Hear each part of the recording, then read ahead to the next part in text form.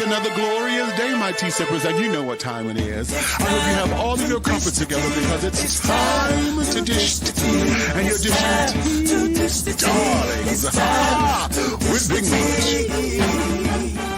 Can't wait. It's time to dish tea with Big Meat. It's time to dish tea with Big Meat. It's time to dish tea with Big Meat. It's time to dish tea with Big Meat.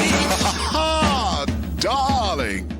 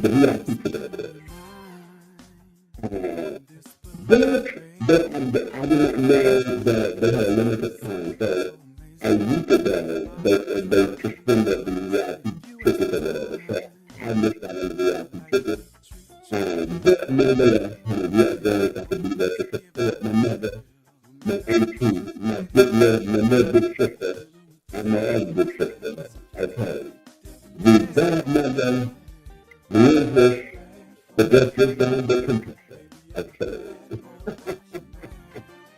Okay, so I'm prepared for this. So, this is a good thing. It's a comment that you gotta be used to doing it in this particular setting here. You know, we said last time, you can start like that. It was a good, and I like that, because of COVID, and then we gotta try to get, you know, we get it back to doing it in the setting, at the setting time, get the setting set, and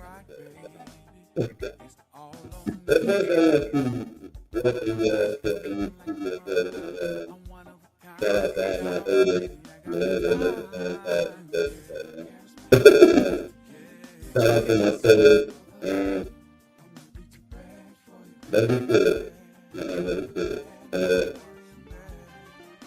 I never said that. That's why I said that. I mean, yeah, there's a man in that. That is a man of common sense. It's a man. I said, this is down there.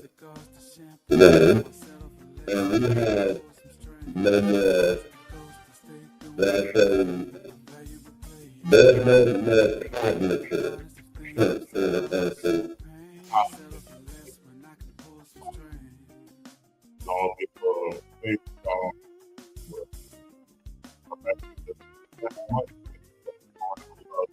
love the garden and love to feed and love to cook. Right. So again, everything is not about money. It's about decisions. It's about knowing that common sense just ain't that common. Okay, how about that? It ain't that damn common children. So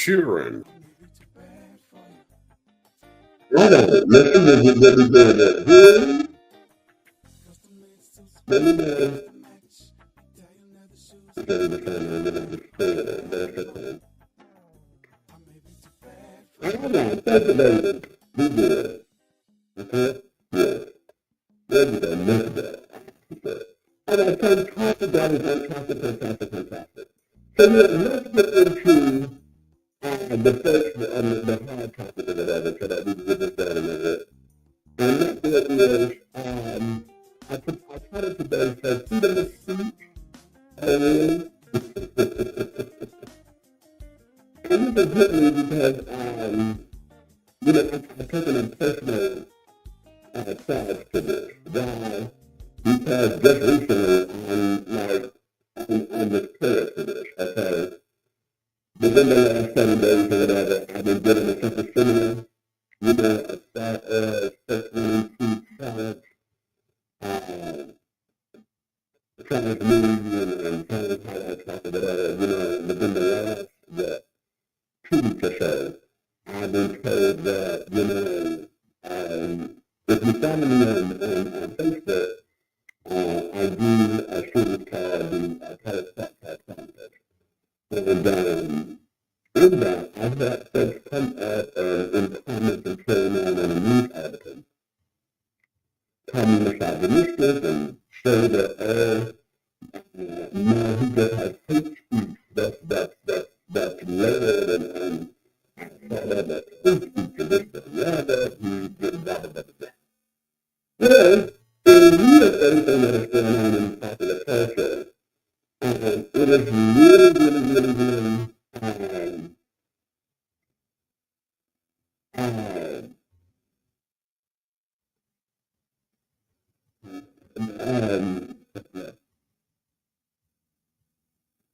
I'm trying to think of the word, you know, this particular time, this child test session, you know, this political commentator, you know, who's this never believer, this, that, and the other, you know, who has strong conservative opinions, and this, that, and the other, yeah, but, apparently, you know, he was analyzed recently, and, the problem that I'm having with it is that it took this particular person who was 7 years young, a father and you know, a husband and this and the third, and now the world seems to be out in a disruptive place. And I'm going to say this, and this is going to sound a little bit the dark side of me here, because the material Dr. King is saying this, it was still because he talked too much, you know, and those who didn't look like them said that at this time, particularly, wait a minute. It's not a good, wait a minute. It's a chance to say again. Let me just say it. You know what I'm saying? No, I took it out of that. Yeah, I said it. Oh, hold on.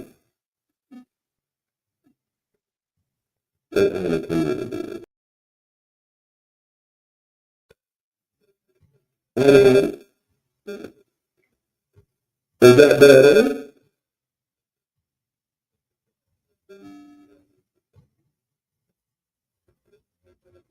Hello? Hello?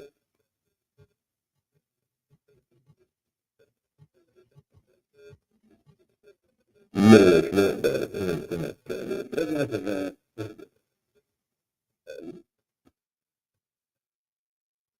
Understand. Let me tell you this. And I had it done. Is better? Let's see what's going on. What's going on? And that is this method. It's a method. That is how to find it.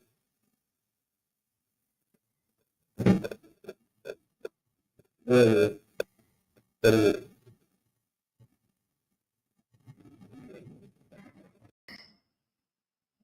All right. And there it is. We are up and running.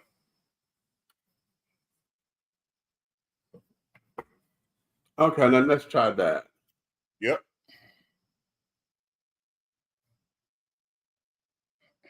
We're going to continue. I know that's what it was.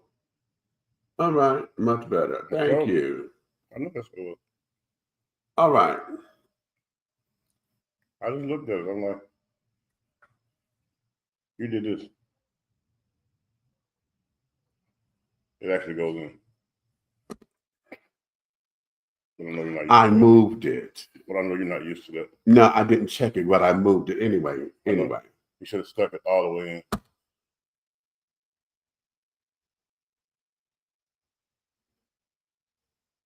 It's a girl, Mike. I understand. Point for you.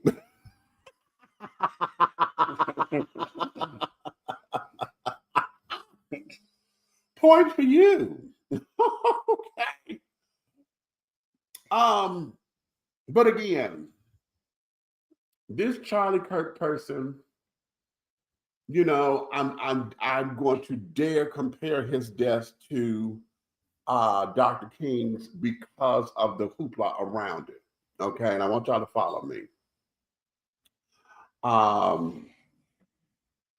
Because of Dr. King's stance on his positions and carrying on and blah blah blah, he had a lot of haters and this, that, and the other, and those who did not want to see him to succeed. In the same token, they had haters back then. This Charlie Kirk person, okay, who is this staunch conservative, such and so and so. As a matter of fact, when I went to go look at him, because I was like, who is he, right? Because I didn't follow him because I don't follow all that stuff. But when I saw his face, I said, oh, that's the guy that Candace Owens sits up and be with all the time. Oh, I got it. Okay, so now he's been killed. In fact, how he was killed, he was shot in the throat. How about that? They wanted to silence him completely. Shot him in the throat, and he was killed because of his opinions, okay, and his beliefs. The problem is that the world now has taken on this death, and it is having such a charge to where our own freedom of speech is becoming impacted by it. Okay. For those of y'all who have not heard, but Jimmy Kimmel, made a little joke about it or whatever, about the MAGA people or whatever, and he has been pulled off the air indefinitely because of the people who did not like what he said and this, that, and the other. They pulled him. Now, I have a few things about that because he's a comedian. Now, one thing we do know, comedians, ever since the Rainbow Children come out and everything was hate speech and this, that, and the other, comedians been hit. All of a sudden, comedians have gotten to the point where, they got to, really go over the material with the fine-tooth comb because it seems as though they have to be censored, they have to be filtered or whatever. And that's not what comedy is. Comedy shoots from the hip. Comedy puts everything, the world in your face like that. Now, whether you like it or not, you don't have to attend that comedian show, but that's what comedy does. So number one, Jimmy Kimmel is a comedian. Number two, the right for him to say what he needed to say or whatever has been infringed upon. How did you sit down there and censor his show now? Y'all going to pull his show because you feel as though that you didn't like what he said. And Agent Orange up there, he's going after a lot of these shows because, went public and said that those who he feel as though don't have a good representation of him and this, that, and that, he's going to attack them. He's trying to put out a define democracy. Okay. Democracy is of the people, by the people, for the people. Okay. Of the people, by the people, for the people. It's the people who has the power, who have the power to make the changes and this, that, and that. It's the people who does that, not the politicians. It's the people. Now that you made that clear, right? In the days of the old, where there were kings, right? Right. They ruled with an iron fist. Right. He is not looking for a presidency. He's looking for a crown. And there you have it. His goal is for everybody to bow down to him. That's right. So now, everything that he touches, he innovates and touches it without actually touching it. Right. I'm going to approach this. I'm not going to speak on freedom of speech, but I'm going to pull the plug. Right. Based on your comments, and then put your comments under radical or some type of illegal sanction. Right. So what he does is he takes something that's politically correct because it is your right to speak, and he turns it into incorrect. You know what I'm saying? Exactly. Yeah, and so my thing is this: what did he hurt? Because at the end of the day, and all you maggots gonna be doggone mad at me. So it's an acronym for maggot. Look, well, I'm gonna tell you like this. All of this stuff about this killing was a cover-up and a big showcasing bells and whistles because nobody wants to talk about this boy that was hung in that doggone. Say it. Nobody wants to. You get no coverage on a lynch. Boom. In 2025. Boom. Because you're covering all the media with this crap about this man that everybody talk crazy about until he gets shot. Until he got shot. And now his death has did not become precedent. So now we are trying to change policy. We are trying to look at but that's to keep it going, to cover up what's really going on. Because everybody don't know in the last 90 days, there's been 3 hangings. Right. So don't get it twisted. There's been 3 hangings. Right. No, why is that not on the news? That is news that people want to hear. Exactly. Because there are people that live in the communities where these bodies are. Right. You want to talk about this man that spoke against what took him out. Right. Live by the gun, die by the gun. And I'm not trying to be, I'm God rest his soul and all that, everything. We're supposed to all love each other, God's children. Agape love is supposed to be 360, right? Right. But at the end of the day, right when he made a statement about gang violence, the bullet hit him. I want y'all to go back and look at that. Okay. So, again, but the people that he knew did it. Boom. So now, what does this say about us as a country? Because I'm looking at the whole idea of freedom of speech, and I think at this particular point, all of us need to be completely upset and really need to make sure that we reclaim our power. Just like Red just said, I am really upset about the fact that those who are feeling as though they can hang folks again. You know, we have reverted back to that because this particular presidency has given those particular people the power to do that. We have given those people the power to do that. Police are now, you know, there's been several videos now where the police are just terrorizing folks to be terrorizing, you know, not throwing folks down on the ground, whatever, because our current administration has said he's gonna let the police do their job, and there's no repercussions for police officers. He said that, you know, and this time and third. So now we are basically in a town where martial law is trying to take precedent, and if you retaliate, then you're the one who's going to be in trouble, not them. And so now what do we do, you know, as people, you know, who we're trying to say we have our rights and this, that, and the other. But here's something I told Red this before we came on the air. I was like, this may be a little sensitive because I'm looking at those who are veterans who fought for this country and fought for these particular our rights and carrying on. And now the very thing that you fought for, the current commander-in-chief, quote unquote, loosely, is now saying that all that you have done is in vain. Okay. Again, the country that I fought for has been gone a long time ago. Oh. The third world that I live in is here. And I'm telling you all now, and somebody dear to me, this is my life dear to me, they make this statement all the time. And, you know, and the statement kind of resonated. It hit me, you know, how some people say something all the time. Right. But today it kind of hit me in all kind of angles when they said it. If you stay ready, you don't have to get ready. Okay. Right. So I'm going to tell you something, Mr. Orange Faggot. Ooh. Purge if you want to. Purge if you want to. Because my count going to be 100.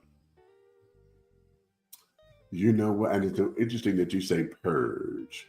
Because y'all remember that movie, The Purge 1 and 2? And y'all better go. That's going to be your homework assignment. Go find those particular movies and go watch those again. And matter of fact, everybody around here acting like they don't see that happening. What he letting this martial law thing go on and all that. Right. Okay, you act like you don't see it happen, but I'm going to tell you something. Let me throw something out there that's personal. How many of y'all played me shady in the last 2 years? F around and find out. Uncle Sam trained me. What you have to say? I'm changing. Yeah.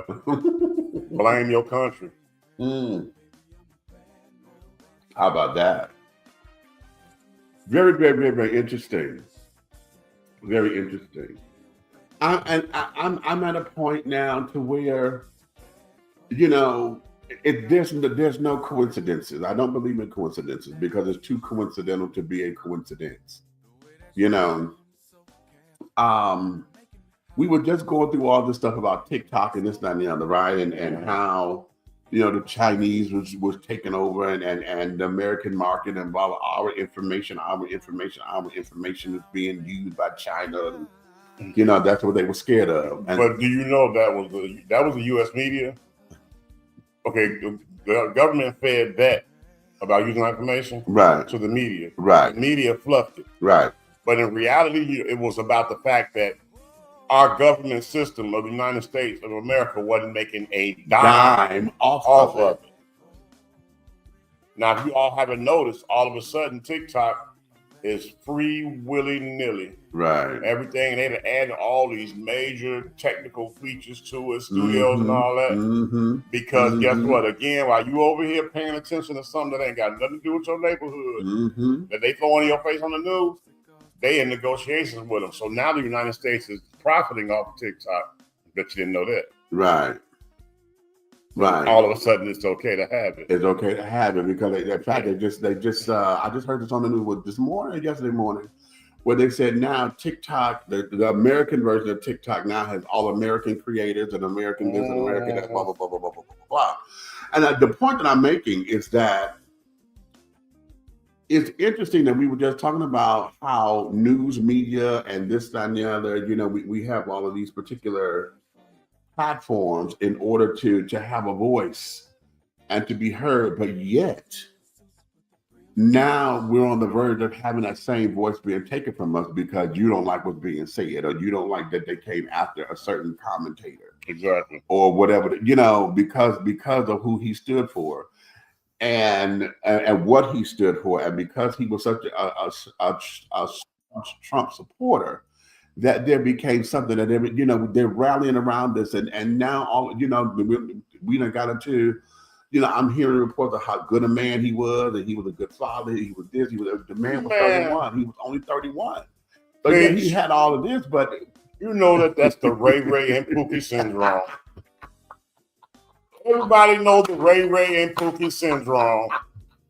Yeah, he was a good boy. Right. Oh, he didn't do nothing to nobody. Right. Oh Lord, they killed my baby. Oh my God. I know he had 4 felonies and he stuck up 3 people and got doggone with the contractor. But he didn't mean it. He was misguided. He was a good boy. And that guy, AK-47 you found with the switch on it didn't belong to him. Oh my God. And that was cocaine. That was baby powder for his nephew. Boy. Okay. I'm not gonna look at you. Okay. No. You better stop there. But I'm there because I'm trying to. I want to make a little bit more sense out of this, to where I really want to understand the uproar of the country. Why is it that the country is taking this on the way that it is, over someone who had just strong opinions about a man that apparently he liked the very people.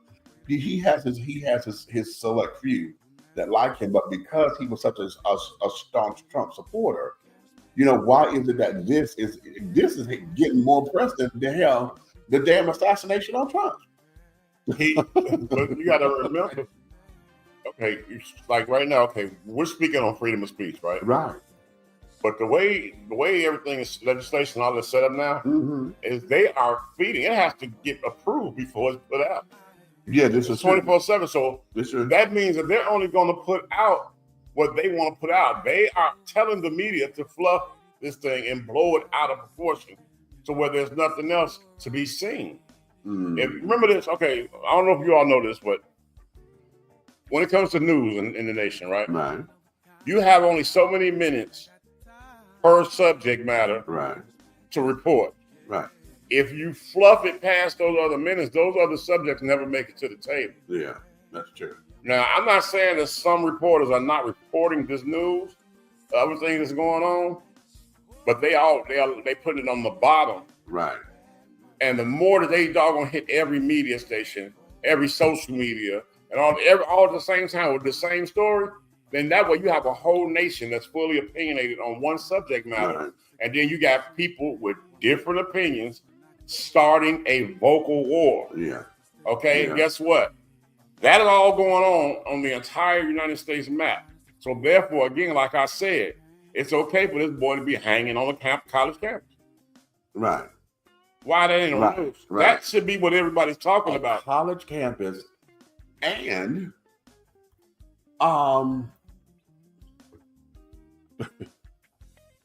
wasn't he coming? Wait a minute, I think I'm getting 2 stories confused because you just said we had 3 of them. Right. And then another one where the little boy was shot. Right. Okay. This is all new. Where's the news? This was coming back from a college. He was going to college. He went to a college fair. Yeah. Come back and got shot and killed at the house. In the interim coming home from that. Right. Then we got this baby is on the college campus. And here's what this is. What is it? Because remember, we just had in the news, maybe a month ago, if that, where the elementary school babies were on the auction block as slaves because they were trying to say that was part of the curriculum that nobody knew about. But yet you want to sit up there and do this in the curriculum. At the same time, you're trying to say you want to take slavery and stuff out of the curriculum. As you don't want folks to know about the history, about what this is. Y'all trying to whitewash, literally, whitewash and all of this with okay.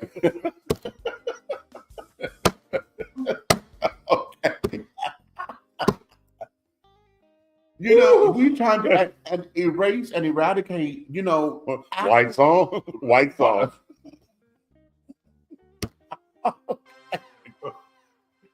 And yet we're here.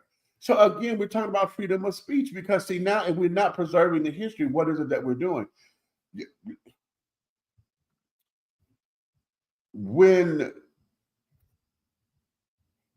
we're supposed to be a whole nation that's supposed to be separation of church and state, right? However, because the Christian evangelicals want to put the Bible back in the church.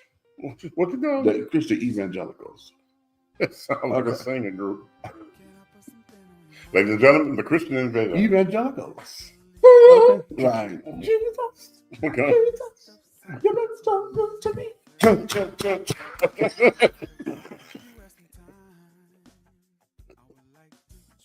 What? What?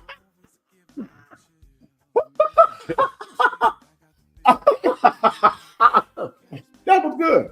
Okay, that wasn't playing music. But the Christian evangelicals, and I'm saying it like that because see, there's a whole big difference. Y'all know y'all radical Christian children out there who are trying to force and throw all of that down everybody's throat or whatever because y'all want it to be a Christian nation. To be fair, the non-protocol cults too. Okay, right, okay, well, Jay. I'm not looking at you. And I got to because the camera this way. Damn it. That's why you did that. That's why you did that. Okay. Absolutely. Okay. When we started getting to where now we had the ban on books and they wanted to go through and say all the books got to be banned and blah, blah, blah, blah, blah, blah, blah, blah, because it had this and it had this and it had this. But whenever somebody went up there and said, well, wait a minute, these same stories are in the Bible because the Bible talks about sex. Read the Song of Solomon. The Bible talks about this. Oh, no. It becomes a whole big old thing. And now we have it to where, what is it? Something that they were bringing in the 10 Commandments and certain schools have the Bible open to the 10 Commandments or whatever. They were doing a plaque and doing a bust or whatever of this. It's supposed to have been there. It's supposed to be putting that at the White House somewhere, the whole big old thing of the Bible. I'm like, wait a minute. What are we doing? What are we doing? Because see, now the First Amendment is more than just freedom of speech because now freedom of religion is being tampered on as well. Because everybody who is not traditional Christians, we got the modern day Christians, we got Judaism, we got Catholicism, we got all of this down there, and yet we are here. And nobody is saying, hey, wait a minute, we're doing this wrong. Something is not right because nobody wants to challenge Agent Orange because now y'all have given him the power to where he can sit up there and just write an executive order and shut everything down. But y'all said this is what y'all wanted. You said this is what you wanted up there in that damn White House. This is what you said. You know what? I have a challenge that I want to put out there in front of America. Let's do it. And here's the challenge. It's not for all the people. It's for Captain Toupee. Look, I wish you would try to remove, or do anything with Christianity. I'm going to tell you why I say that. I challenge you to come snatch the Bible out of my hand. Wow. I will make your Secret Service quit their job. Okay. It is, but the thing is, It is the force. Man, I need a purge. Right. Okay. It is the force of Christianity on everybody. Because now, remember, no, but I'm saying he's trying to force it in his.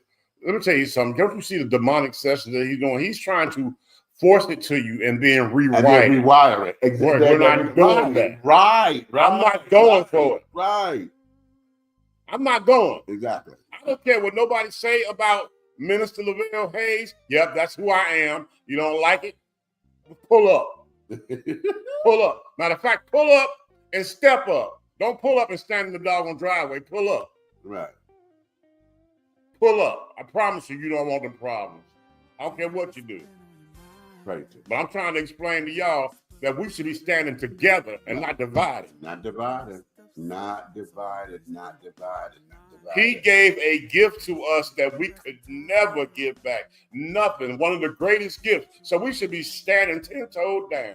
Mm-hmm. Snatching the toupee off this man's head. I'm trying to explain that to y'all, and nobody's paying attention. Everybody wonder why I get angry when we get to this subject. But I get angry because nobody is looking at tomorrow.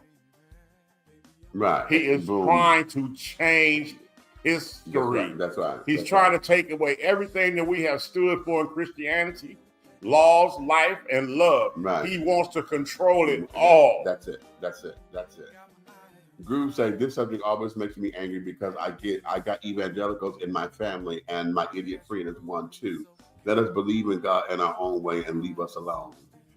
Okay. And that there is where this is. So when we're talking about this, and we're talking about, this Charlie Kirk thing, when we're talking about freedom of speech, when we're talking about what this means to be an American citizen, because we're going to go there, an American citizen. What does that mean to you now?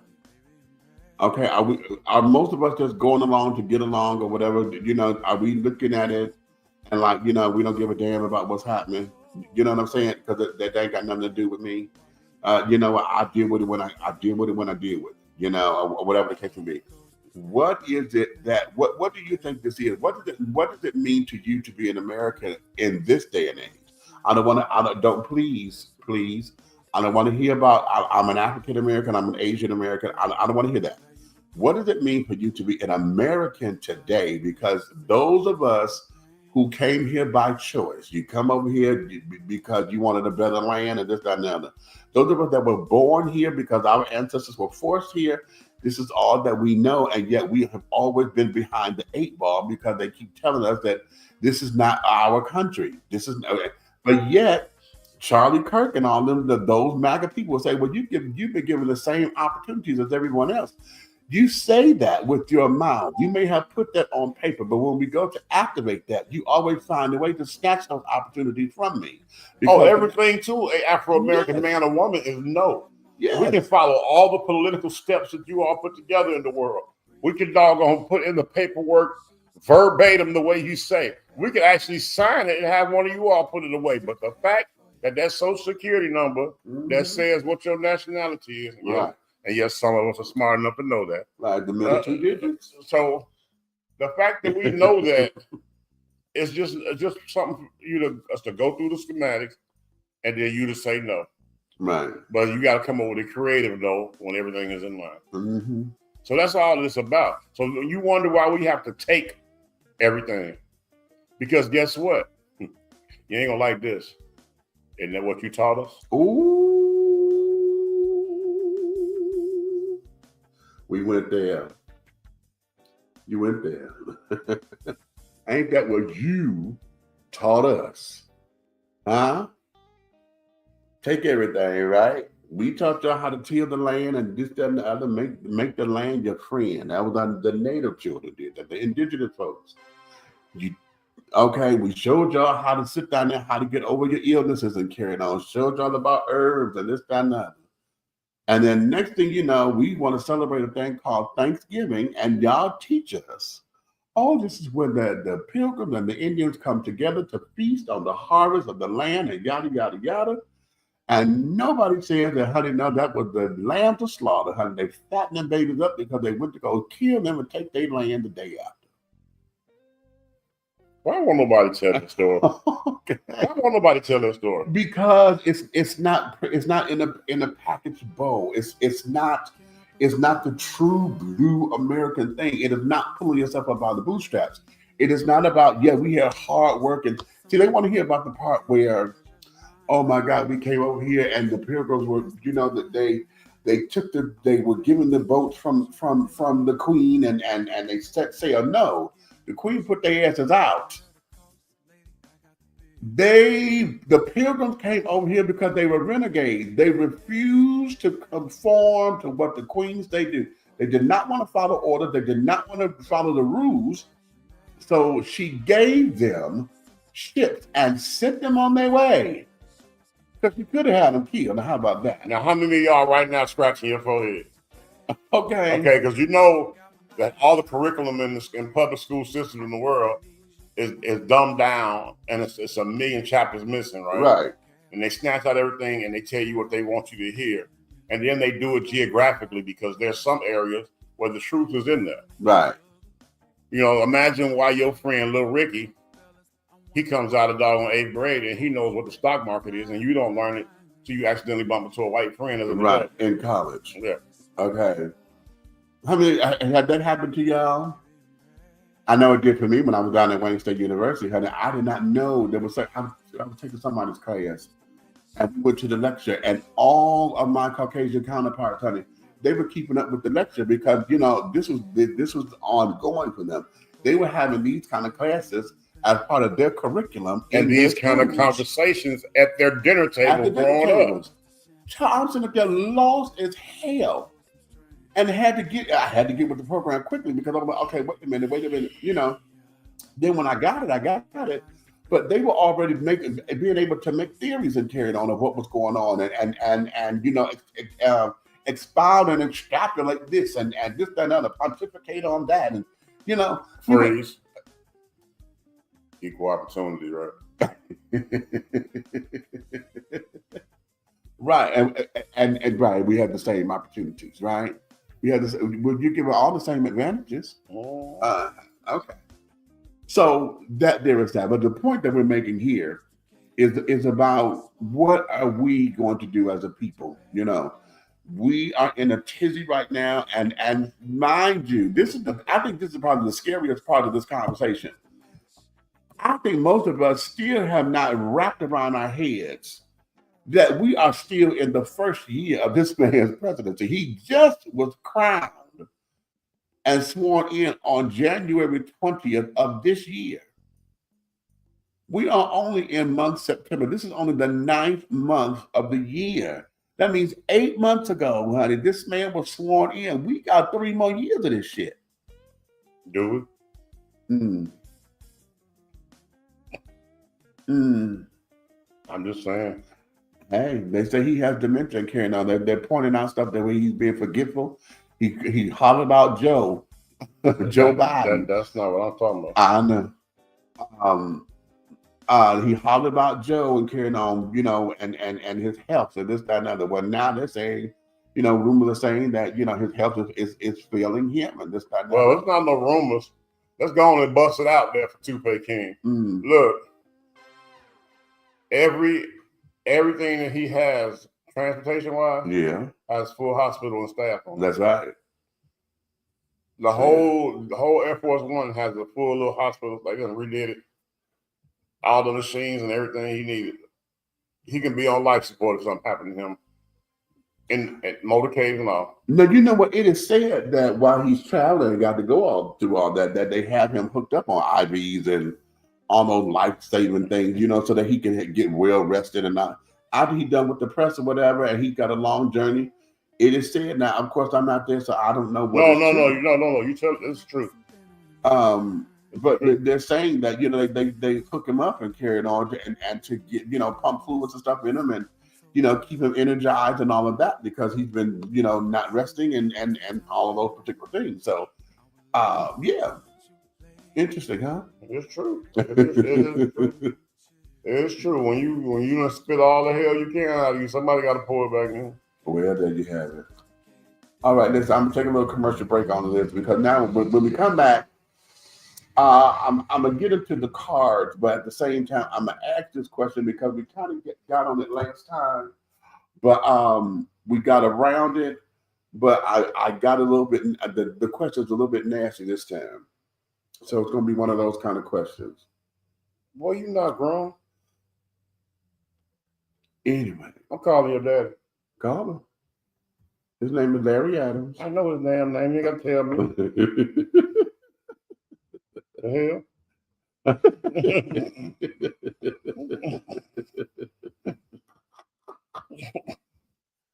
We'll be back in a minute, John. How you all doing? My name is Jason Pander and I'm the CEO and founder of B Condoms. Today I'm about to give you a demonstration to show you why B Condoms are the strongest condoms in the market. There's nothing better. What we're gonna do today is I took one of our Platinum XL condoms, we're gonna put it over a cucumber, and what I'm gonna show you is that we can cut through this cucumber without actually breaking the integrity of our condom. Now you can see I put the condom over this cucumber. I'm gonna take a knife. We're gonna now cut through it.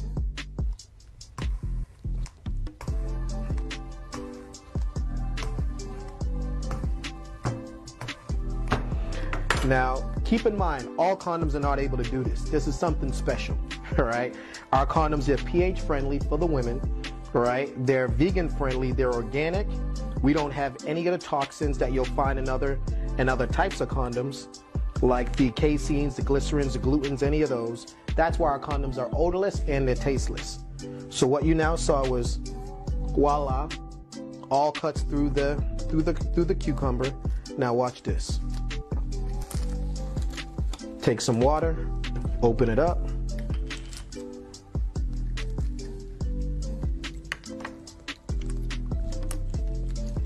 No holes.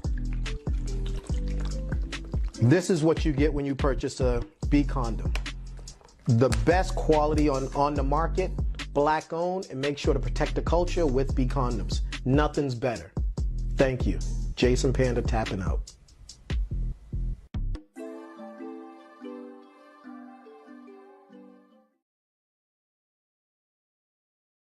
Welcome to Alo Nana.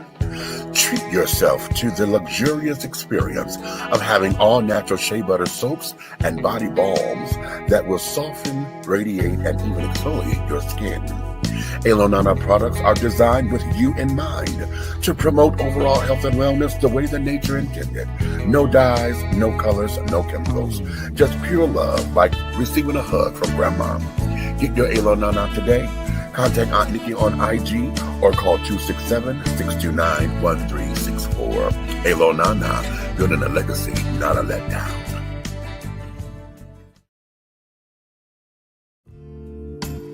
Be bold, be unique, be the tea. With a unique body oil fragrance from the Sensuality Fragrance Collection. The Sensuality Collection embodies a unique array of customized original scents created by Big Meech. Indulge yourself in such fragrances as eye candy, foreplay, anticipation, shower fresh, naked beauty, or pay homage to the motherland and choose an oil from our exclusive Wakanda collection. Over 17 different scents that will tantalize your senses. Order yours today. Log on to www.dishingtea.com for more information. Because remember, it's all about the tea. Sensuality, that is.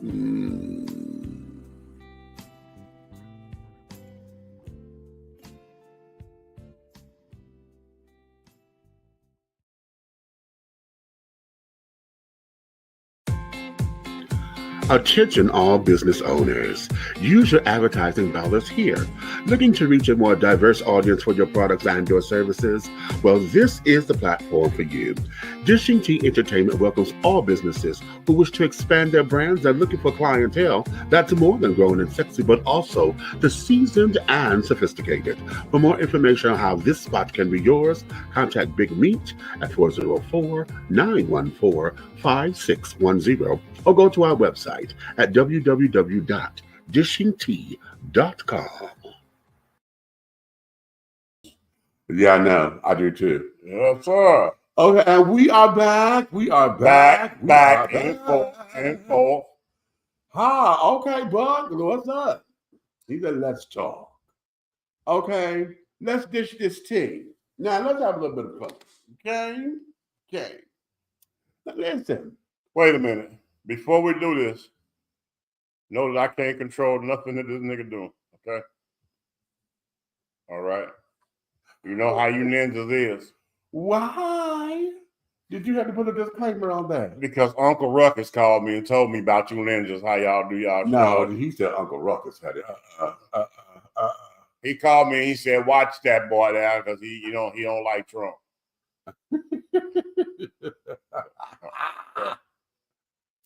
Shout out to Bobby Brown over there with the Rockwilder show. Okay, right. Okay, now here we go. All right. Now listen, this is going to be a two-part question. Okay, and I want you guys to get interactive with this. And I'm hoping that I can give. I'm going to try to answer the questions myself and things of that nature. Okay. Angel Will Roberts.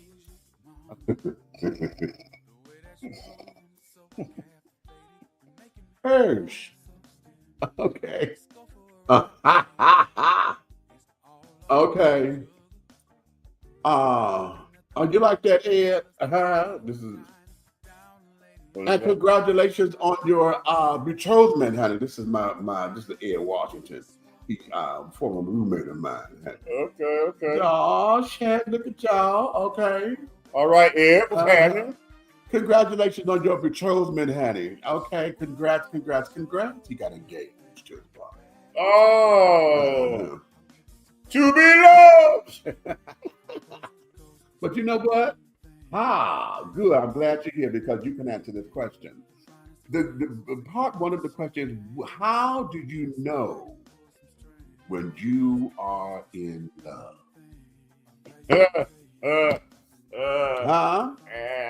How do you know it? Okay. And I'm gonna tell you because see, a lot of times, you know, we interpret love very different. What we think is love may be a strong infatuation.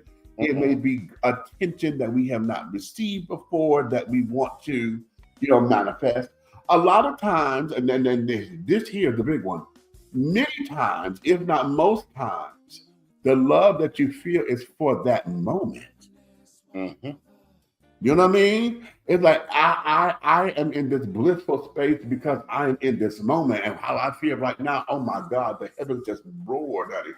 The mountains crumbled, and oh my God, I feel the earth move under my feet. I feel the sky tumbling down. Okay. So a lot of times we're there, but what is it that makes you say, oh my God, I am in love? Okay. Oh, maybe this is a three-parter. Because see, let me ask you this too. What's the difference between loving somebody and being in love with somebody? Nigga, I'm in this conversation now. Okay. Now I'm involved. What's the difference? I have an answer that works for me, and I'm going to share that with y'all. But what is the difference between loving somebody and being in love with somebody? Okay? Because how do you know when you're in love? See? And the third part of this question, no, let's start there first because I don't want to overload you right now. Yeah, I don't want to overload you. Okay, let's go there. How do you know when you are in love? Do you want to take that first? How do you know when you are in love? Right. I'm going to explain this from my point of view. Okay? That's all you got. You start to do things that you will never do before. You start to think more about the other person than yourself. And I'm going to tell you something that it was 2 movies, right? And the simplification that they used, right, for this particular question, I thought it was amazing. You know what I'm saying? And one of them was a Jamie Foxx movie where he had to literally bite himself to break the skin to prove that he would go too far Okay. for love. Mm-hmm. Another one was a movie that I saw. These are black movies. Is where the mother said, if that man give you his last bite of cake off his plate, it's one bite left, and he feeds it to you, then he's truly in love with you. And that's where I'm at with it. That's putting her before your needs. And I know I'm the type that if I put you like this, if I feel you, I'm feeling that way about you, and if I got $5 left, right? And we both are hungry, and they got a $5 sale for a meal, I'm gonna go buy that one meal, and I'm gonna give it to you and let God deal with me. You understand what I'm saying? I'm gonna get, when I come out with that meal and you open it up, it's gonna be everything that you like, the way you like it, and you're gonna know that I had $5 left, and that meal cost $5. I'm not gonna do that. Now, the other person may wonder, well, where did you get you anything? And I will say no, because guess what? When you're in love, knowing that you gave them the nourishment they need to push them on to the next day or to carry them through, it's fulfillment enough. Man, I'm telling you something. I cannot eat for 2-3 days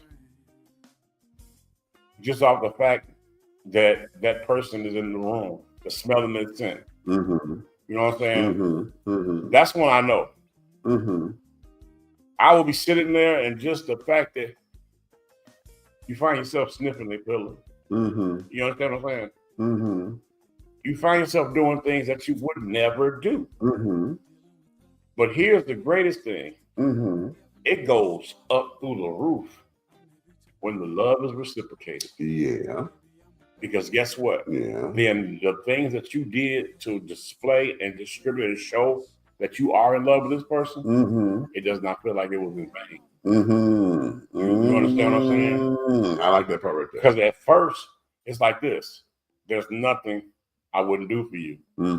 And then when you see the love come back, it opens you all the way up to, there's nothing in the world I wouldn't do for you. You understand what I'm saying? And those are levels of knowing when you were in love, because I put it to you like this. I've been in situations, right, where I love the person, right? Right. You know what I'm saying? But I wasn't in love. Okay. And do you mind if I get a little adult on this? Please do. Okay. We're gonna use grown big people words. Let's talk about fellatio. Okay. Okay. All right.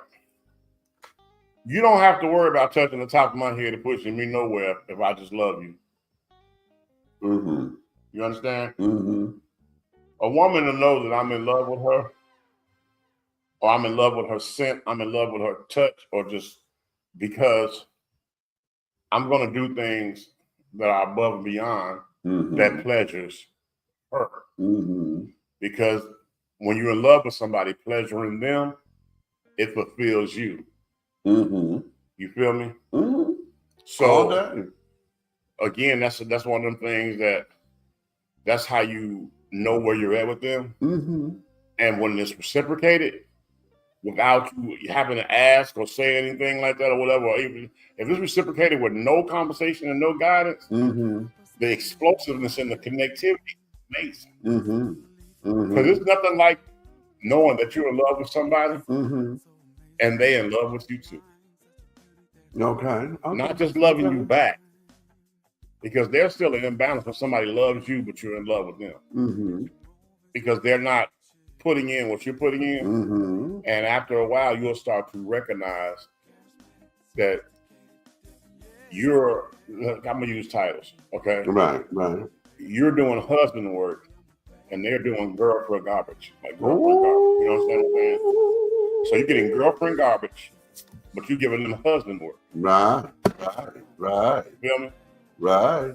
So, and vice versa.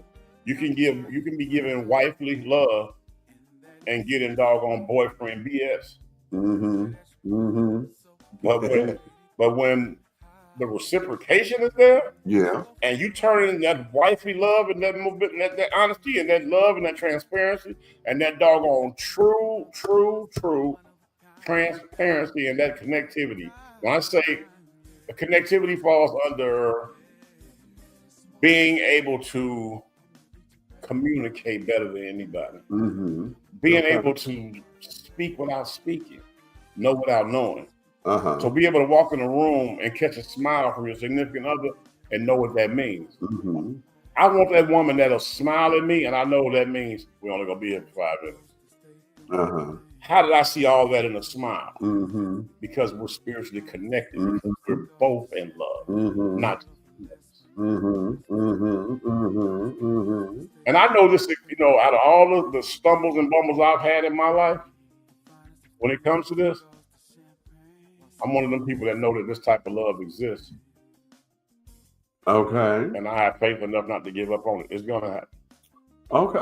So again, it's got a lot to do with communication and reciprocation. And then and only then you're gonna know that you're in love. And that's where I'm at, because I know it. I'm flowers and candy. I love to do the courtship. Courting. Yeah.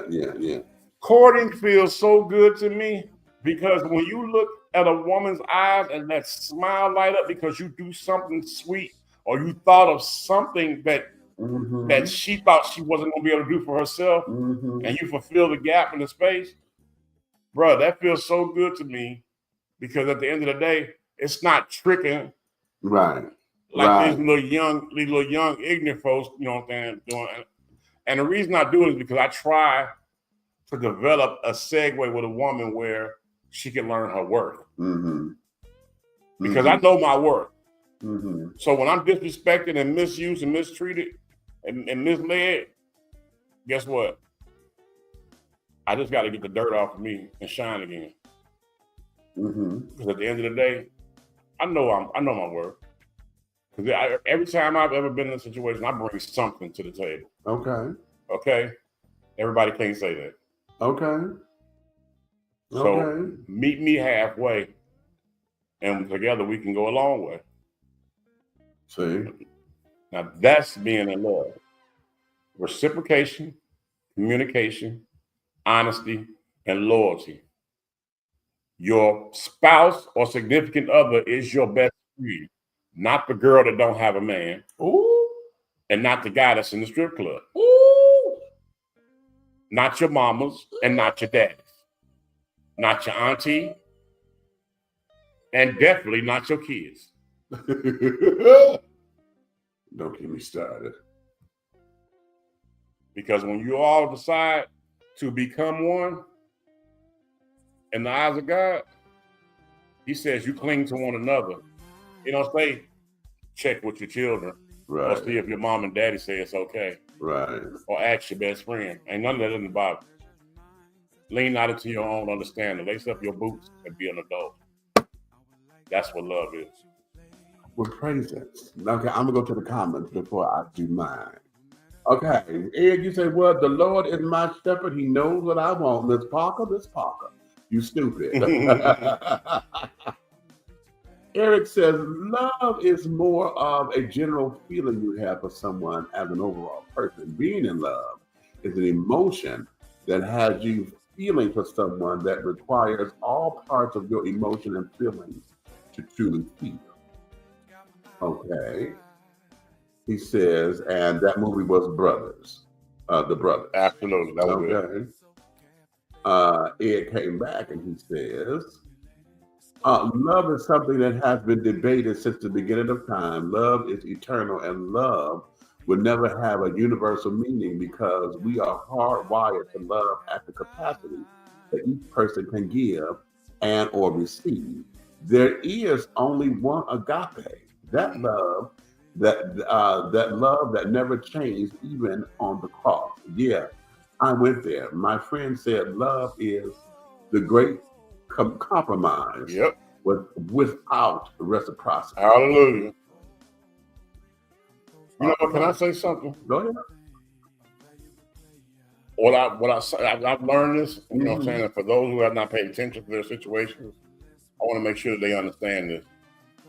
The only imbalance in a relationship in the world where there's okay, men, they require the same emotional substance that a woman does. And the problem we got out here is women think everything is supposed to go down a one-way street. That's right. Them. That's right. You know what I'm saying? Because that's right. A real woman will buy her man flowers. That's right. A real woman will know that if he's going somewhere, particularly like his regular routine, she'll have his stuff laid out. Not worry about or try to intervene or intermittent or mess up the timing of what he's doing that has nothing to do with her. She will support what he's doing. Right. And this is where it falls into men do this for women all the time. You getting the hair and nails done, you know what I'm saying? You pre-prepping them for everything and you doing it out of love. You pre-prepping hair and nails for them to go out with the girls. They're not even going out with you. It's just because you're in love with that woman. And guess what? That is an unconditional segue to her heart. You, on the other hand, you got to buy a car to get some head, or you got to buy a car to get a trip together, or you got to buy a car to doggone, or a house, or you know what I'm saying, or you got to you got to do something major to get that level of love, because men, their love is conditional. Well, we got to have conditions to be in love, where we're loving a woman unconditionally. How about that? And you want to talk, and they want to talk. How about equal that? Rights. Right. Yeah. Because the long list of conditions, because he got it, he got it. And why I gotta be rich to doggone sleep with your broke ass? He got it. What's that?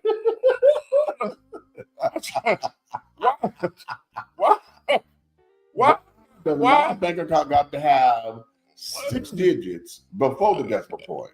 And your bank account is beyond the decimal point. No, but not only that, your bank account got $10 of food stamps left on it. Like, what the hell? I'm confused. And how you worry about what I drive when I met you at a bus stop? I'm make it make sense. You know, okay.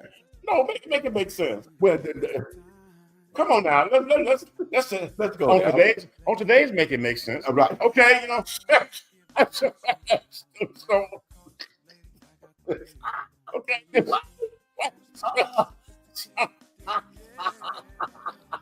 I just want to know.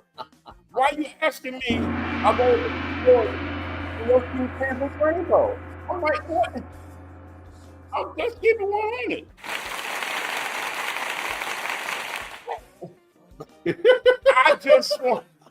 I promise you, there's a million men want to know the answer to these questions, right? Okay. Let me see what I can do. Okay. So here's my take on the difference between loving somebody and being in love. Okay. And what I've come to discover is that the only difference between loving somebody and being in love with somebody is the fact that the person that you're in love with is the person you want to give your body to, along with everything else. See, when you love somebody, your body, you want to become one. Hold on. Outside of Atlanta. Hold on. They're fucking for waffles down here. Go ahead. That's tricking. Hold on. Okay. We said when you know you're in love. Okay, go ahead. Okay. Here's where it is, because a lot of times folks, you know, they say they're in love and this, that, and the other.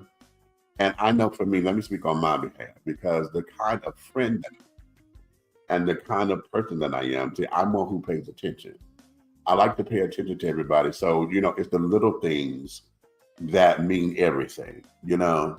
Like, let's take my road dog, okay? Like, he knows I'm into Wonder Woman. I know he's into Batman. But I know what triggers his, what would make his dick stand up for me. Okay, is that if I go and find Robin, the original Robin with the yellow cape and the green shorts or whatever, if I find an original Robin doll or whatever to go in his collection, baby, that day will send him over the rainbow, right? Okay. And so I pay attention to those kind of things, right? The thing is, for me, is because Jeff, let me find out you role playing with these dolls. shut up, fool. The thing is, for me, is that because this is what I do on a normal basis, and I for whatever reasons, God, I'm always in places or with people who never experienced anybody like that. You know, they don't know what that is for somebody to actually pay attention to them and this, that, and the other. So when they encounter somebody like me, it becomes, I get a lot of pushback in the very beginning of this, honey. It's like, okay, bitch, what you doing? You know, what are you doing? You know, and then it becomes resentment sometimes, you know. It's scary. And It's scary. It is. It becomes scary. And then oftentimes in the beginning, they think that I want something out of it. Right. Okay, like I'm doing this to get some dick or whatever the case may be. And no, that's not it. You know, that there is what, this is who I am. I don't mind getting up in the morning, making, you know, if I used to do that with my best friend when we were, I got up in the morning and, I know. I'm working on it. You know, I would get up in the morning and I knew, you know, he had to get ready. Now, he was lazy and would never make his lunch the night before like I would tell him to. But, okay. So he'd get up always at the last minute. So while he's shot whenever, I would make his sandwiches or whatever. And I, you know, make his little lunch. Who are you talking about? Yubi. Yubi? Yeah. How do you spell that boy name? E-U-B-I-E. Okay. Okay. No. Okay. No. That's not his birth name. That's the name he chose. Oh. Okay. So I would make his lunch, you know, make him a lunch to carry on. And, you know, because we be talking, sometimes I walk into the bus stop and this, that, and the other. And I would do that. Now this is what I did do with him, because this was me to be more comfortable with who he was, right? I would make him kiss me at the bus stop. Okay. And how to wreck my car. And it's just a peck, you know, just a little peck, and say, hey, go have a good day or whatever, right?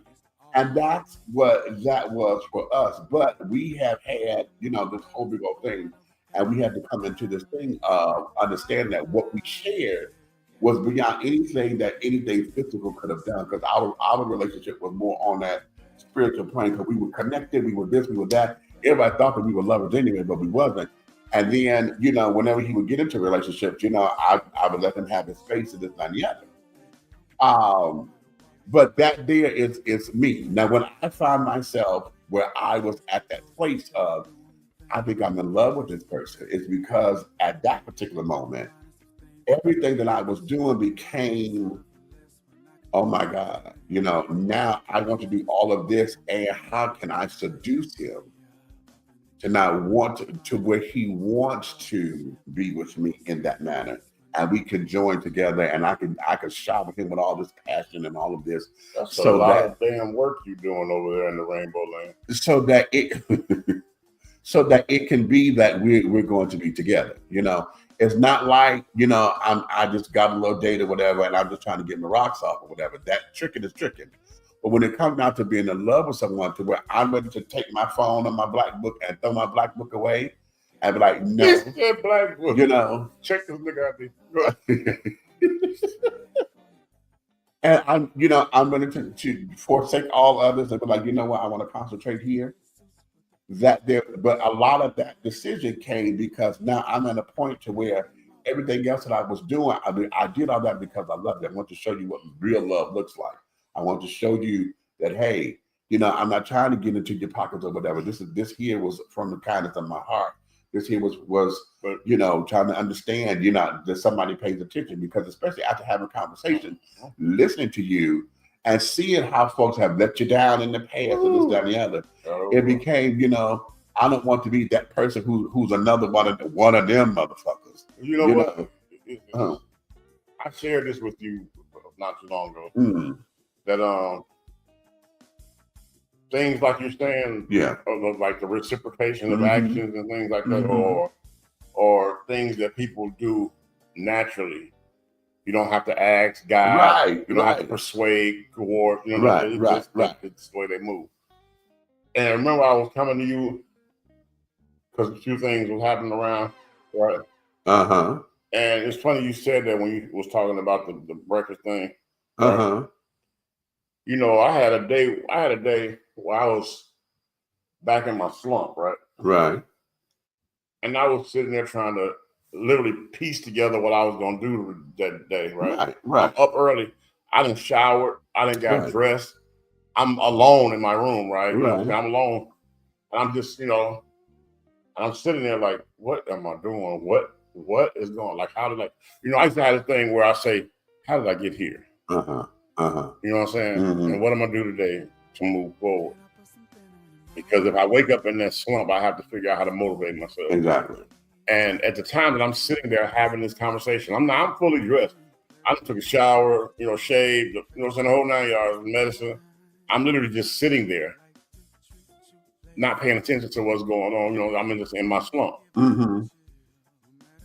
Then all of a sudden, I'm presented with this whole platter of French toast and scrambled eggs and this turkey sausage thing. You know what I'm saying?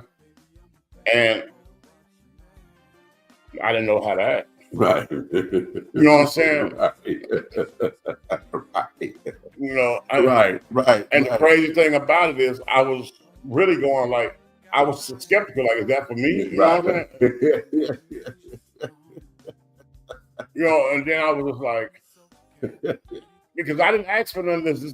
These things were never, there was no conversations about it. Wait a minute, he said, thinking, how did you get here? Nobody's supposed to be here. Exactly. So I sat there, I was like this, I looked up, right? I accepted this plate. And as I'm eating it, right? It became the best breakfast I've had in years. Because at that moment, I'm going, I had bro, I was sitting there having not a clue what I was going to eat starting my day or anything. You know what I'm saying? I was really sitting there like, Lord, let me go in here and find a biscuit or something. You know what I'm saying? But as I'm sitting here going through my feelings, my emotional stuff by myself. And all of a sudden the door opened up and it's smell better than IHOP. You know what I'm saying? I'm looking like, and I looked, I was like, and when I did like this, I got it, right? And then when I was getting ready to say, I need to get some, I was ready to say I need to get some syrup, and all of a sudden it was like, here's the syrup. And I was like, I'm sitting here, you know, I'm froze.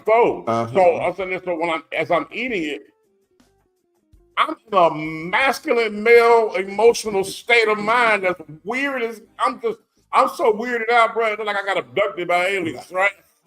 So I'm sitting, because all I kept thinking is, Lord, this is the part where somebody asks you for something. You know what I'm saying? Or this is the part I'm not ready for. You know what I'm saying? Is this the part where I can sign up for this? Right. And like I told you, that happened second. The first thing that happened, remember, I almost had a mental breakdown in public because I opened the door for somebody in a vehicle, and when I went around to get in, my door popped open. And I couldn't get it together. And right then I knew that I still have some problems. You know what I'm saying? I'm damaged. You know what I'm saying? And I was just like, what is this? What is this? What is this? You know what I'm saying? Because you're looking at yourself like, yo, I need some help. You know what I'm saying? So at this point, you're going, I cannot be in nothing. I can't do nothing with it relationship wise because I am messed up. I gotta fix me. You gotta fix it, right? And it's gonna take a minute because a lot of the here we go. The attention and stuff that you are receiving in those particular moments is something that you've been missing. It has not been there. And now it feels foreign because it's like, okay, wow, I've been without this for so long, to where I don't even know how to. But you should question it. Yeah, you know that these are behaviors that should be reciprocated between each other. Right. But for it to happen and you question, you're like, what this? Yeah. And now, in that same in that same tone, let me come on over on the rainbow side, because see, this is where it gets a little bit that way. Because I know a lot of us in the rainbow land, honey, will operate in this particular section. Most of us are probably not the most masculine ones of the community. Okay.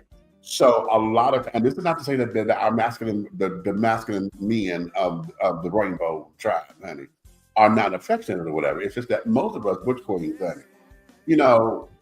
Definition for the people. Okay, butch queens are those of us who are very, we're happy and accepting that we're born male. We identify as male. Our pronouns are he, she, we, and they. Okay, for the most part, because you can call us anything, just don't be disrespectful. We'll answer to a Miss Thing, Miss Girl. We do all of that. Trick? Not trick, honey. Well, depend on the. But no, to be honest, disclaimer. The reason I asked him to explain that because after being around this brother, I have learned that they have a whole nation of stuff going on. They will have a conversation in front of you, and you'll feel dumb as all outdoors because you don't know what was just said. So I, a lot of times, stop him and say definition. Right. So I'm sharing that with you all. So when he goes to talking about the rainbow world, if he says something like that, I'm just making sure that he shares the definition with you. Okay. That's it. Well, and the butch queens are usually, we're very masculine presenting, masculine identifying or whatever, but we're very comfortable with our feminine side. So a lot of us, we will dress somewhat androgynously. Y'all hear me say all the time, I walk like my mama. Okay, I carry a purse, this, that, and other. We're very comfortable with embracing all of our femininity. But we are men and we're proud and happy and identify as men. We buy men's clothes and this, that, and the other. However, don't get it twisted. If you see me in the captain, honey, a nice little sarong or whatever, something wrapped around my head, and maybe a couple pieces of pearls or whatever. Don't get it twisted.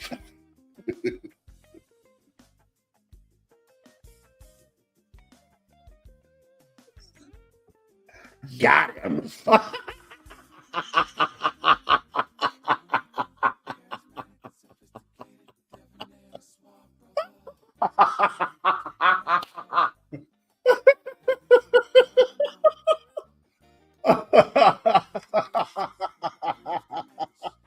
Hey, bro. That unicorn shit, bro. I'm gonna get a paddle. I'm gonna start going pow. I'm gonna get that bullshit out. But yeah, all right, you got it. So, but most of us, who are very attentive, because a lot of what he's describing it's in that feminine energy kind of thing. The caring, the nurturing, and all of that. That is feminine energy, and many of us are, we like to operate in that because, quite frankly, we were taught that from our mothers, our grandmothers, and carrying on, in some regard, and then and wanting to understand a man, keep a man, love a man, and carrying on, honey. We were all taught that the way to a man's heart is through his stomach, honey. So a bitch who don't know how to cook, honey, shame on you. Okay, y'all know I would listen to me. Okay, especially when I'm in a cooking mood, baby. And I don't care if I got a butch queen in the house. If a man is in my house and I'm in the mood to cook, oh, honey. And don't make me fix no plates, because I will fatten you up. I will fatten you up, honey. Okay, I will listen, because I don't like no Jeffro Bodine plates. Soon as a Jeffro Bodine plate come in front of me, I'm full. I don't even want nothing to eat. I don't know. That's something that I've been through my whole life. So, because this nigga, he cooked one time for everybody here. We had everybody over here, and he cooked, and the plate came in there. I bit the chicken and sent it back. I was just like, I can't eat. Give him a couple hours, then he got hungry as hell. It was still a half a plate of food. But nonetheless, and you got 3 cents a day over there. Shit, you all this wasted food. Sitting over there. Like, if you could just send 3 cents a day, or give me the rest of the food that meets this.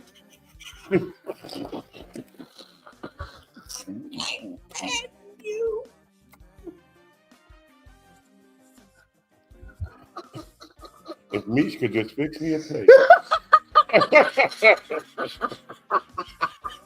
I could eat 10 days. Oh.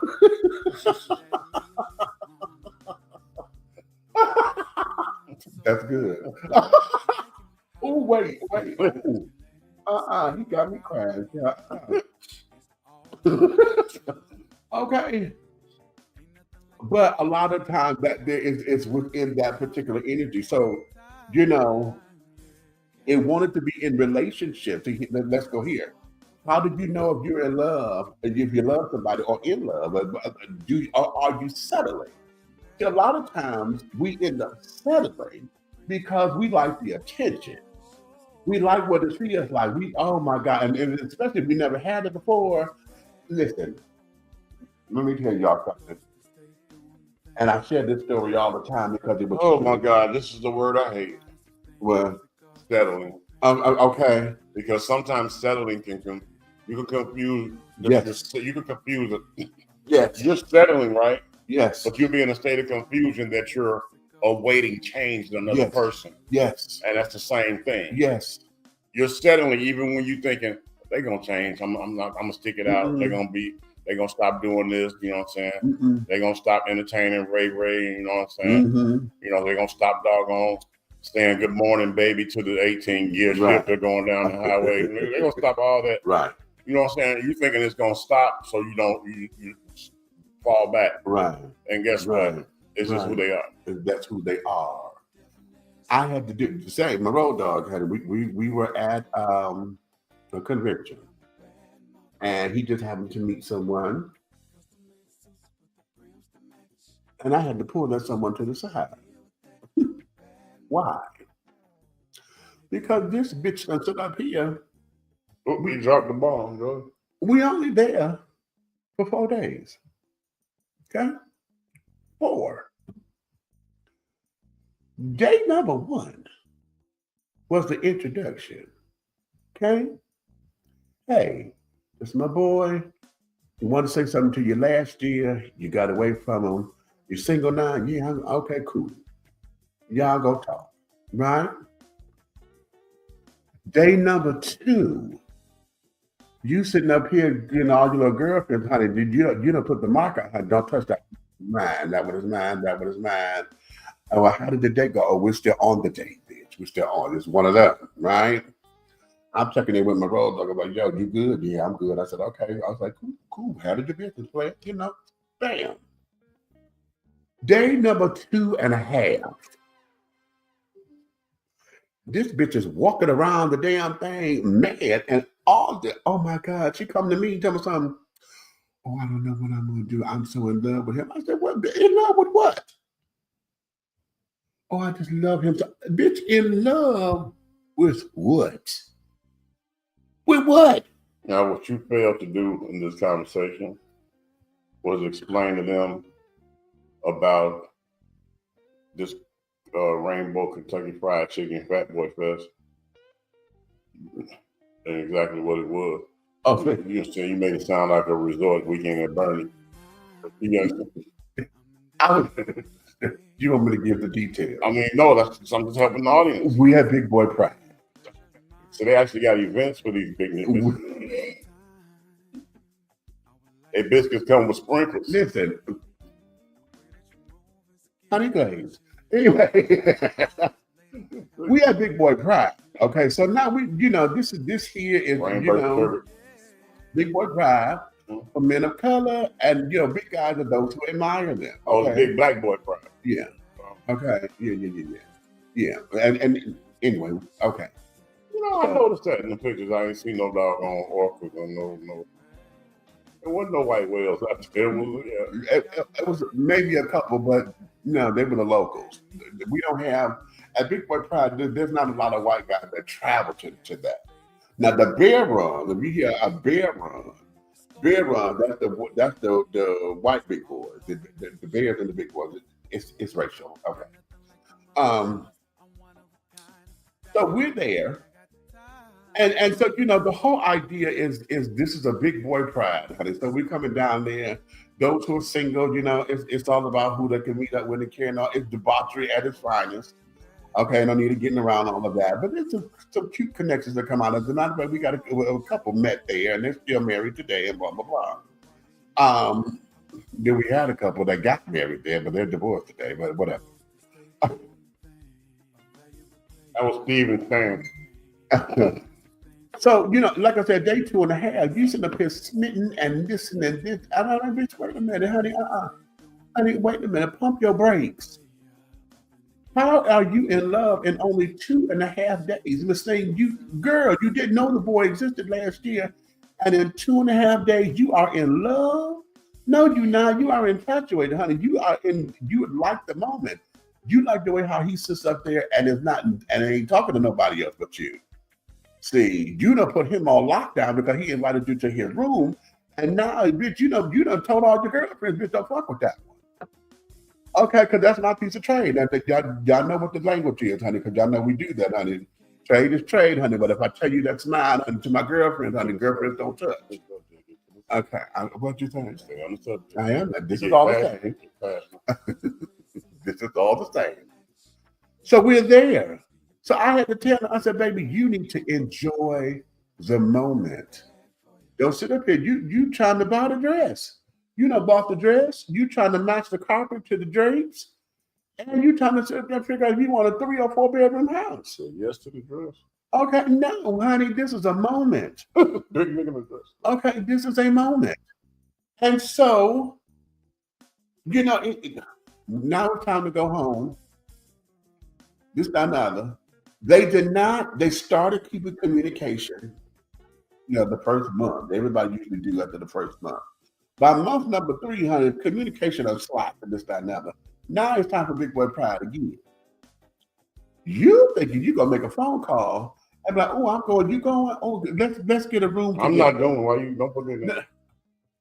Let's get a room together. That must be a magic trick. Okay. And my road dog, he don't do roommates for a reason. Okay. And he's like, no, we're not gonna do that. And so now you done got mad. You done got mad, blew up, called him a couple of names or whatever, and now what you then love to deal with, now y'all even talking about. It's what? So the point of that is a lot of times we end up trying to settle because we don't understand what it is to really be loved, to be embraced with someone showering you with attention, to be embraced with someone who shows you that you are valued, not necessarily show you your value, but show you that you are valued in my eyes. You know what I'm saying?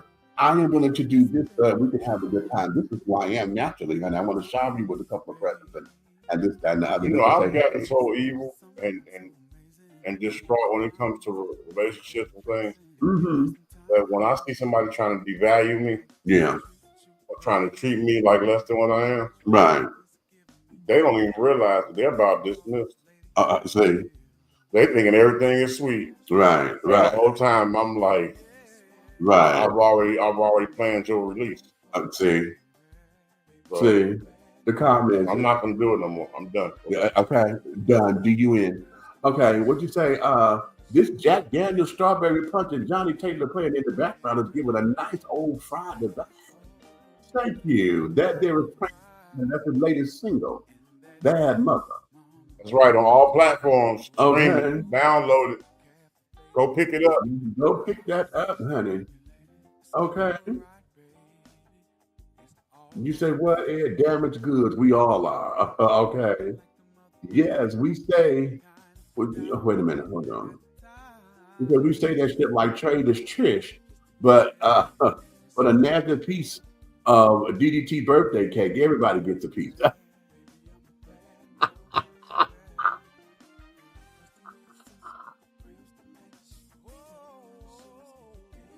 That's the insider.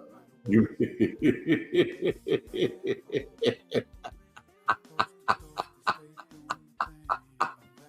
you stupid.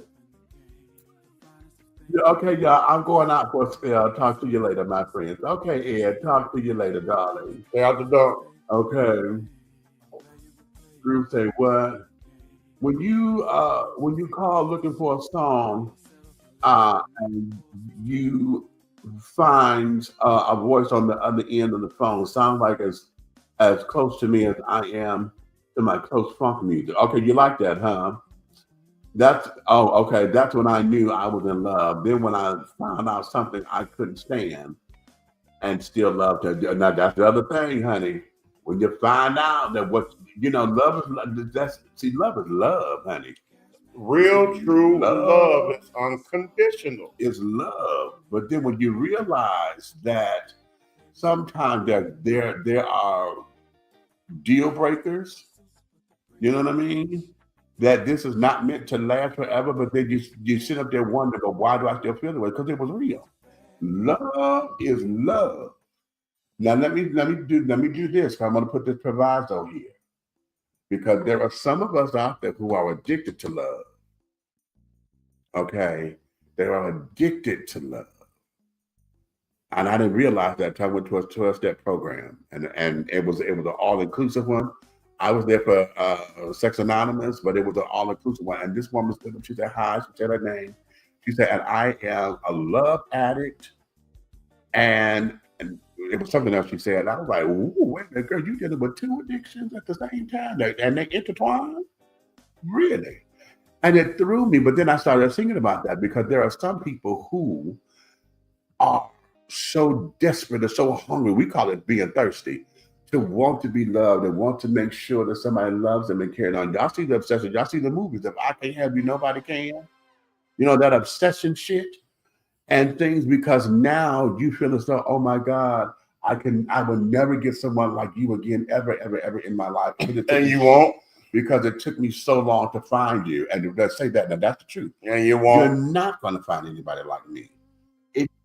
Similarly, it won't be me. They may have same characteristics, but it's not going to be me. Nope. You know what I'm saying? Or I'm not going to find you. How about that? I'm not going to find you. Every year, somewhere in the NFL, somebody fumbles a ball. Yes. The other team picks it up. Yes. Okay. The ones that know what they're doing run a touchdown. See? And there you have it. Okay. Yeah, Betty Rice said the cleanup woman, huh? The cleanup woman is the woman who gives all the love the girls need to have. Okay. She said the reason I know so much about her is because she picked up a man of mine. Okay. Now come on now. And we end up doing that. And that there is that. So loving someone is complete, in my book, is completely different than being in love with someone. Because when you're in love and you've done all of this, the next step is for us to join. And I'm willing to give you this. I want to give you everything I got. I'm willing to sit up there and do my stretches, to take aerobics and do the things so that I can swing from the chandeliers or whatever the case may be. But you know, in love is a thing that makes you give yourself rules and regulations. Yes. It give yourself boundaries. Mm-hmm. It puts you in a position of self-discipline. Yes. Not discipline like for the two of you or as a whole, but you start to put yourself in, I know that this is wrong for what I've done all these years. Right. I'm gonna eliminate that from my life. Right. Because this person doesn't deserve it. Right. Exactly.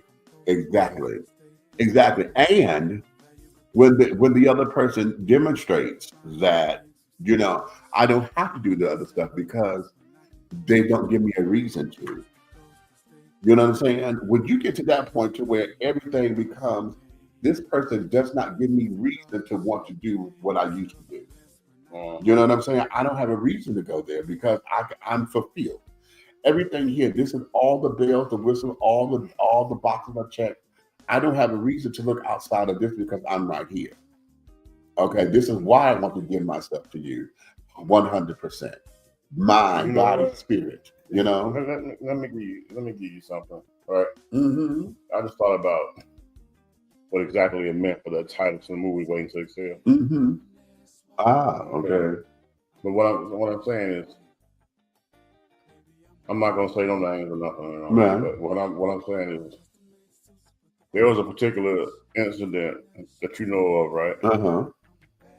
Where I woke up and remember I said, "Damn, that was the best sleep I done had." Yeah. Right. Yeah. Yes. Right. Yeah. And ever since then, I thought about it. Right. Yeah. Sometimes that love you have for a person Uh-huh. is the most secure place on earth. There you go. There you go. It's the safest place you can be. There you go. And I'm gonna tell you something too. In love, is sleeping face to face Mm-hmm. and exchanging breaths as you sleep. Mm-hmm. I'm breathing your air, you breathing mine. Mm-hmm. Mm-hmm. I'm comfortable intertwined in your arms. Right. Leg over, leg up, whatever. Right. The fact that I find a space where I can go into a realm of sleep, Mm-hmm. and it includes you. Right. Right. Right. It's amazing, that space. I tell people all the time, stop running from what God has ordained. Mm-hmm.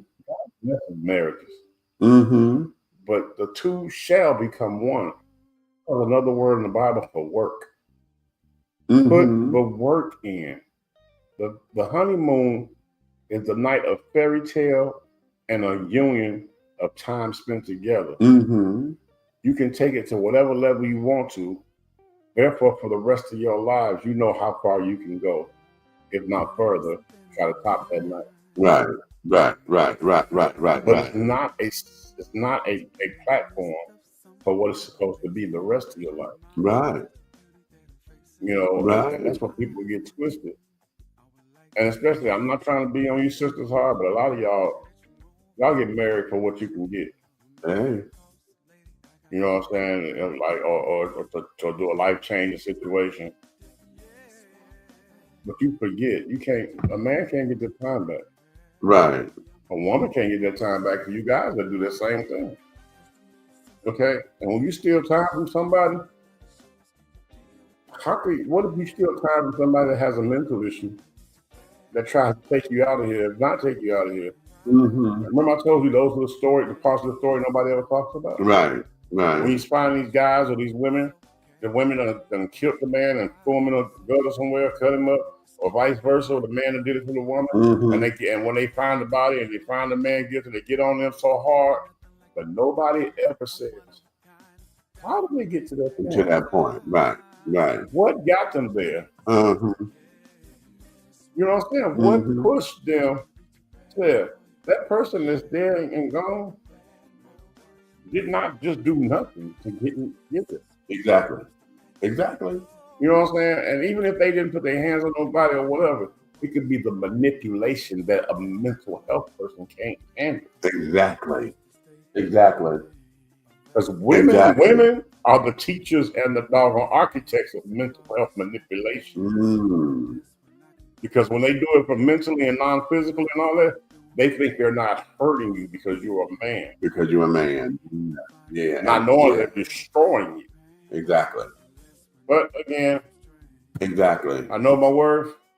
And the sisters out there that step in the bathroom and wash a brother's back, or they lay a man's clothes out for him to go somewhere that has nothing to do with him, or fix him a meal without asking him what he wants. You know what he wants. Mm-hmm. Mm-hmm. You know, a woman that's not so self-centered that they can't clip your toenails or lotion you down after a hot shower or bath. You know what I'm saying? Or right. You know what I'm saying? The ones that set up stuff like spa dates for the two of y'all, not just for themselves. Right. You know what I'm saying? Those right there. You know what? I'm gonna tell you something I saw, Meech. What? I was almost jealous. What? This woman knew that this guy, his friends were coming in from college for the weekend. It's his wife, right? Okay. She gets up on Saturday morning because they supposed to hang out all day, him and his friends from college, right, and all that. They all in town and everything. They supposed to have a little itinerary that they're doing. Right. She gets up before he does, right? Right. Goes and gets a breakfast, like the bagel and the coffee and the whole nine yards. You know, from Einstein's or whatever. Right, She puts it in the microwave for him. They showing this little video, right? Right.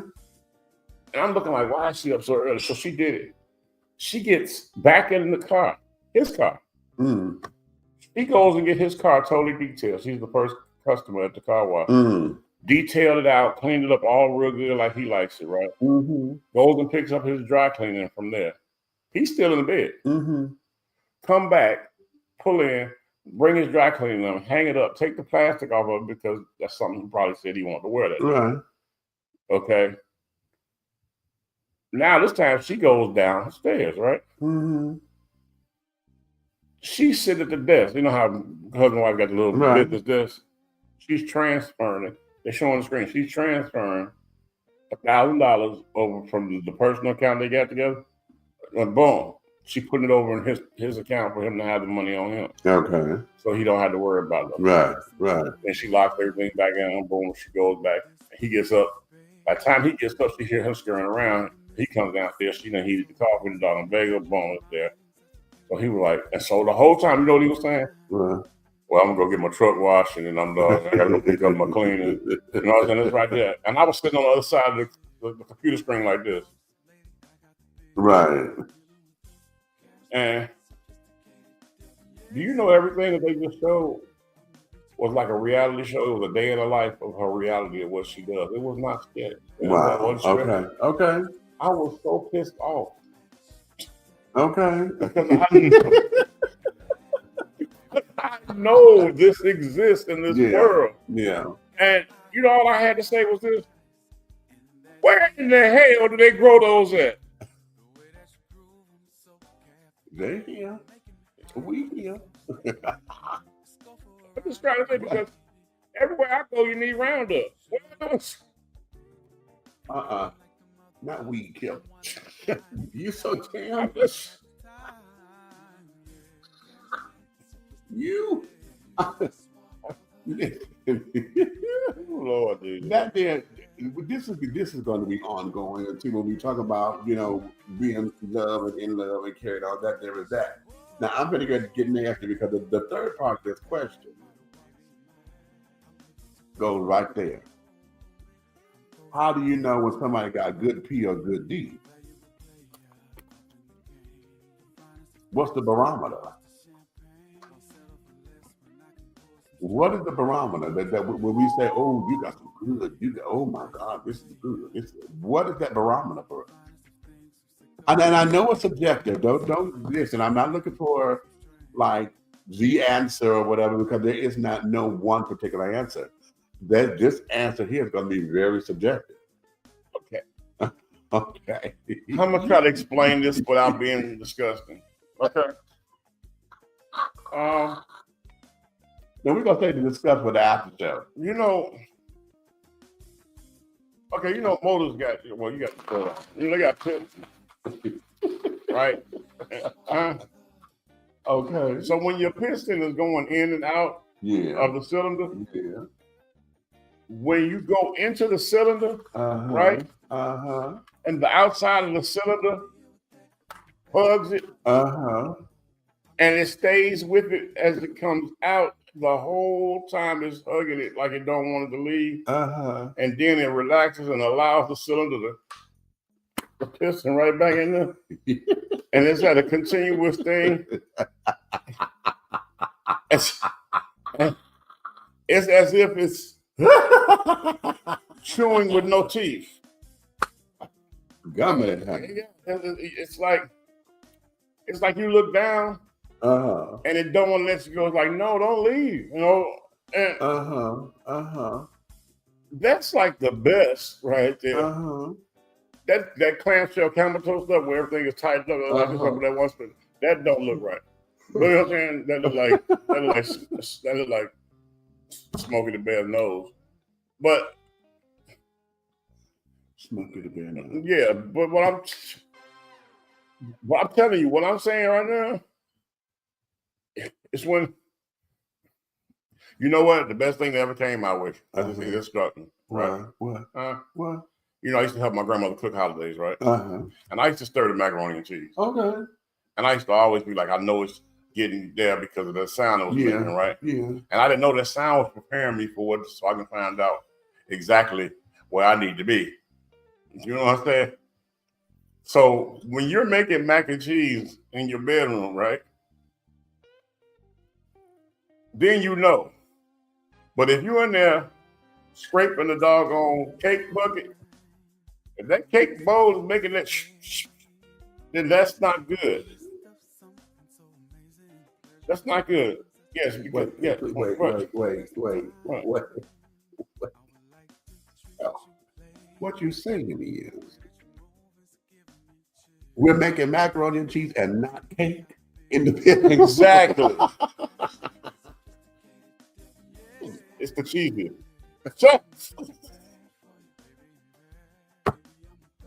Well, okay.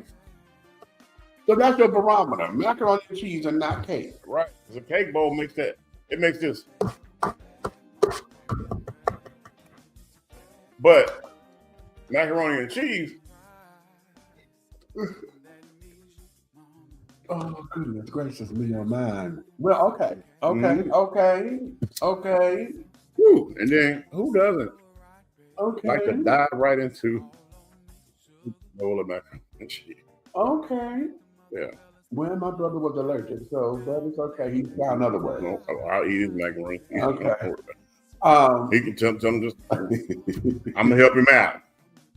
No, he found other methods to attain his goal. Why don't we do it? He got 3 children to prove. Okay. Okay. I'm gonna get there. Right.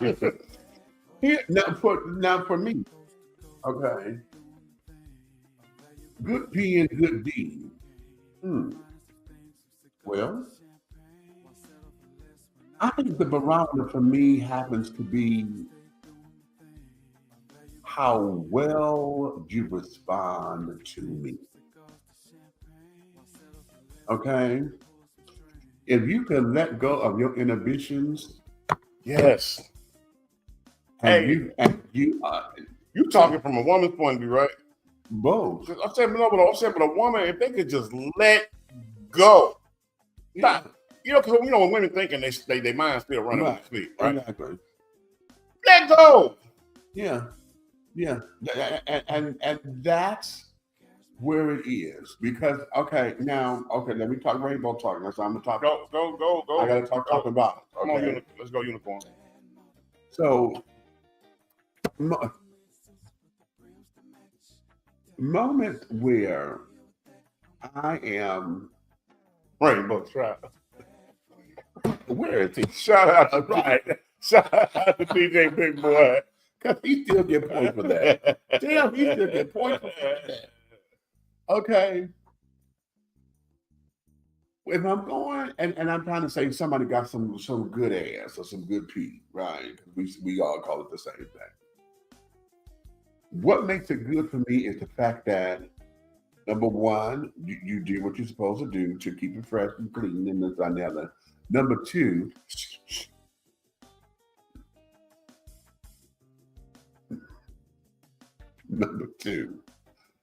it is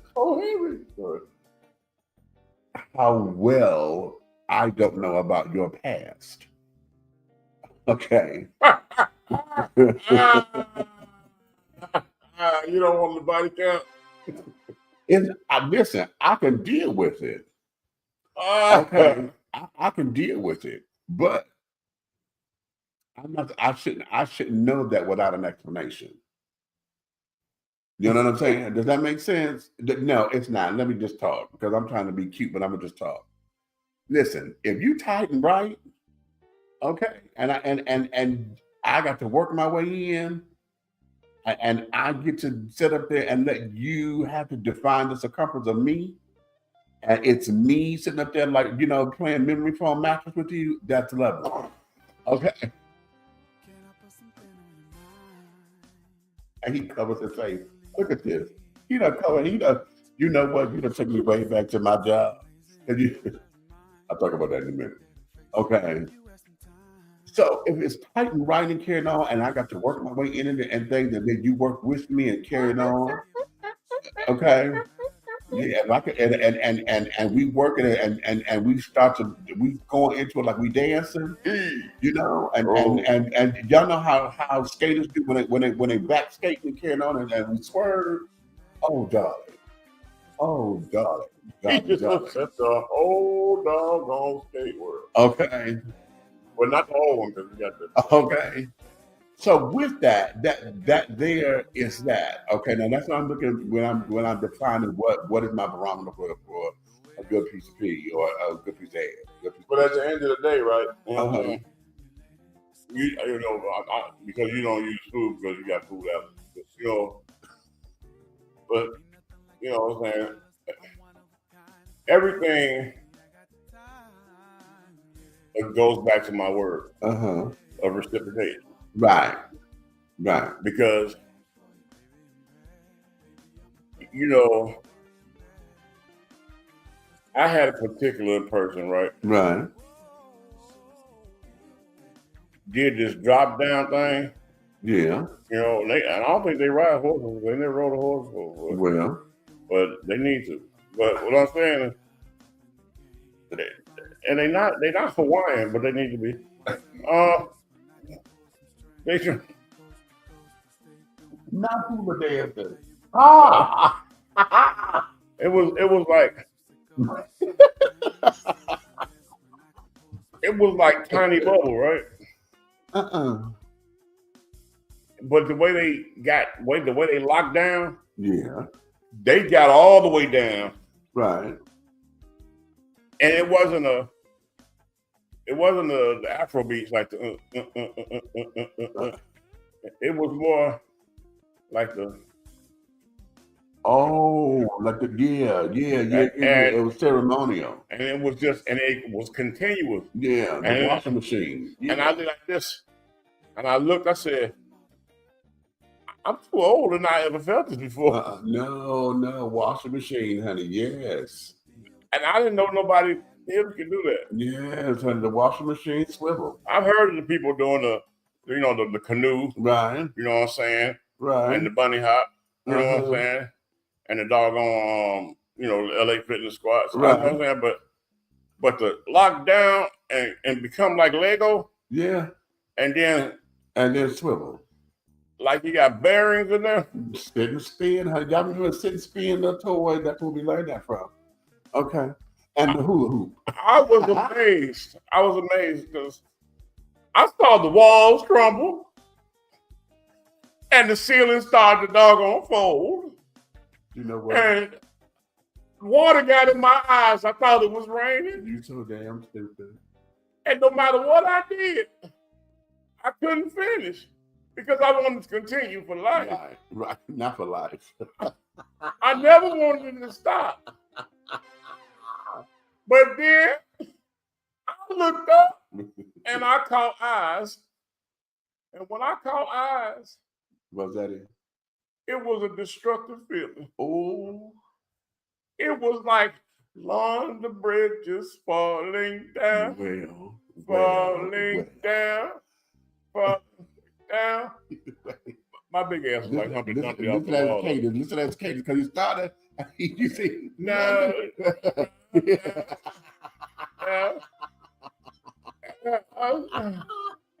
And I was like, woo! It was like, why you do me like that? Right. Like,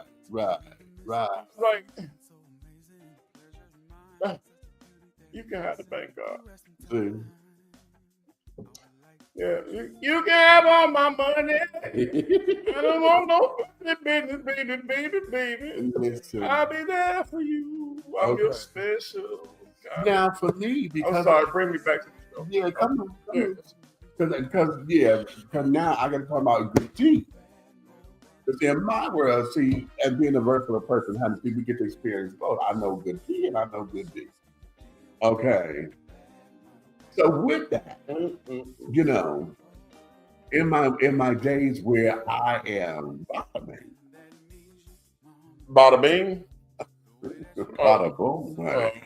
Okay, I didn't know what that But was. when I am on the receiving end, what Wow. I know what Samoa means, honey. What you say, you don't know good dick. Like I know good dick. Okay. What is my barometer for that?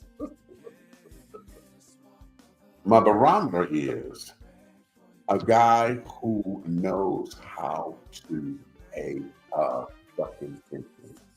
Period. I do not like selfishness. I do not like the fact that you trying to come up here and act as if you trying to play, hungry hippo or stallion runner in the damn Kentucky Derby. This here, you have to understand my rhythm. I tell folks all the time, listen, we're gonna take the Tina Turner approach. We'll take the beginning of this thing now.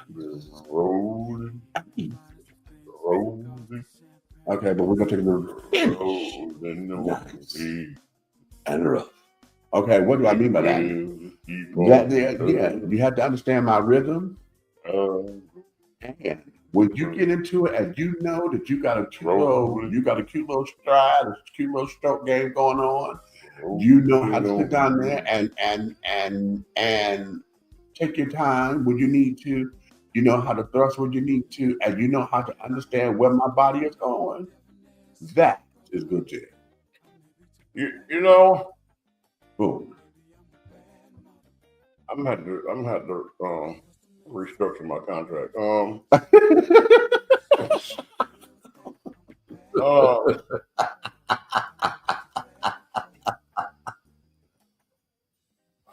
Okay.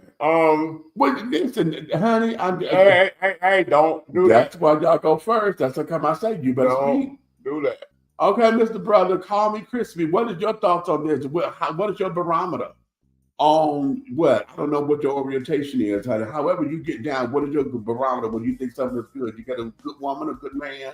When it comes down to sex, what's your barometer when it comes down? What's a good piece of pussy? What's a good piece of dick? Whatever that is for you. What is your barometer in that? Okay, because everybody is different and we all hear that all the time. Oh, they got some good. That's the good. Yeah, ain't that what the song say? I got that good. Okay. So, and we can all say what we have, when we talk about ourselves individually and carrying on. But what is that for you? Okay. And all of that. You have a question. What is your question? You said, what is your opinion on white folk? Child, you missed it at the top of the show. Okay. We'll get into that later because that's a whole different area of what this is and carrying on. Okay. So yeah. But let's see. No, we're gonna end it there. I thought I was gonna get into these cards. But I think we had the part of the show where I think we could start. We had 2 hours. That's a good little point. Unless you want to do one. You want to do 1 or 2, or do you want to keep? Yeah, do one. Let's do 1. Let's do 1 and let it end it. Okay. See what they about.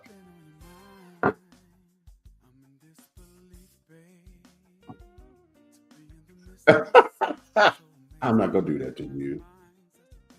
I'm not gonna do that to you. Okay. I don't cross from your word. Okay. No.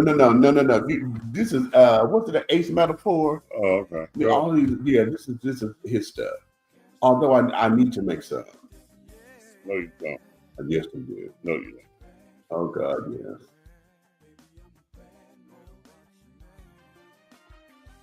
Okay, here we go. Let's try this. Let's try this one. A woman confesses to her significant other that she gave her coworker oral sex. He feels that's worse than cheating because she didn't get anything in return. Does he have a point? Again, a woman confesses to her significant other that she gave a coworker oral sex. He feels that's worse than cheating because she didn't get anything in return. Does he have a point? Well, now hear this. I'm one to tell you, don't come home wet and your lip hanging and you're broke. I got a problem with that. If you gonna take some of my cereal and serve it to somebody else, I need to be compensated. Well, Now that's the non-marital thing. Now, if we married, then again, I'm gonna allow you to call your people and say what color you want and all that, because you can leave here. But so you said he does have a point there. he does have a point if he's in that type of. I'm gonna tell you, it's the basis of their relationship. Uh-huh. When you say significant other, you know what I'm saying? It's got to be the basis of what they have. Mm-hmm. Because some people these days, these relationships are crazy. Even the churches are preaching on poly. Uh-huh. You know, so you gotta think about where are they as a couple. Mm-hmm. You know what I'm saying? Are they like, okay, they're an open relationship, and if she gets into those situations, don't do it for nothing. Mm-hmm. You know what I'm saying? Because if you do it for nothing, then that should be the person in the place that I am. Okay, there we go. There we go. You understand what I'm saying? There we go. Because do each other for nothing because Right. we have Because that level of care and there love for we go. each other. There we go. But if you did it for nothing for him, do you love this nigga? There we go. That's where I knew, because that's the underline to the question, I think. And that there's what I think this question is saying. If you're willing to go and confess that you did this to a coworker, you tell it to your significant other, and that you did this just willy-nilly, I mean, that's something that you wanted to do. So are you chasing this person? Are you, you're not 100% with me, and if you got nothing into it, this ain't one of them, oh, it just happened kind of thing, and I had an affair. No. You said that you would have been here and you gave him head or her. No. You said a coworker, so it doesn't say whether it's male or female. But you gave this coworker the bomb head or whatever. Okay. And you got nothing out of it outside of saying that you did something because it was a conquest? Because you wanted to do it. That there's something, so that means that you groomed that. You've been chasing that. You have been looking for something to come from that. Okay. But then your conscience got to you, because see, now either your conscience got to you, or you thought by telling this is going to open you up and y'all could go into the open relationship kind of thing, or the poly kind of thing, and you thought it was going to work. Or either your conscience got to you because now you flipped it. How that hit you in your mouth coming in here smelling like potted meat? Potted meat. Standing in front of me talking where you can't use F's, P's, and W's. Okay. Because your mouth smell like Stetson.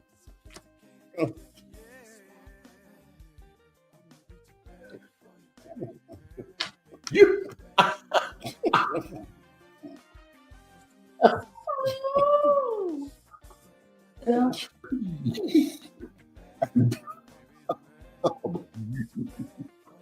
I'm sick of you.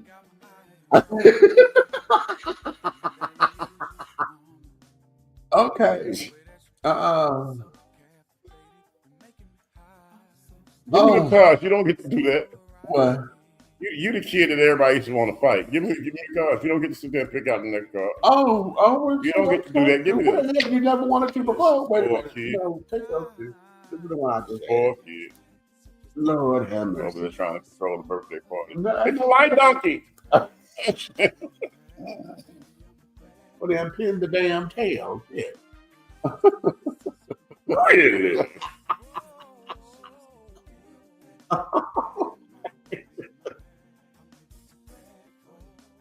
Oh no, we're not doing that one.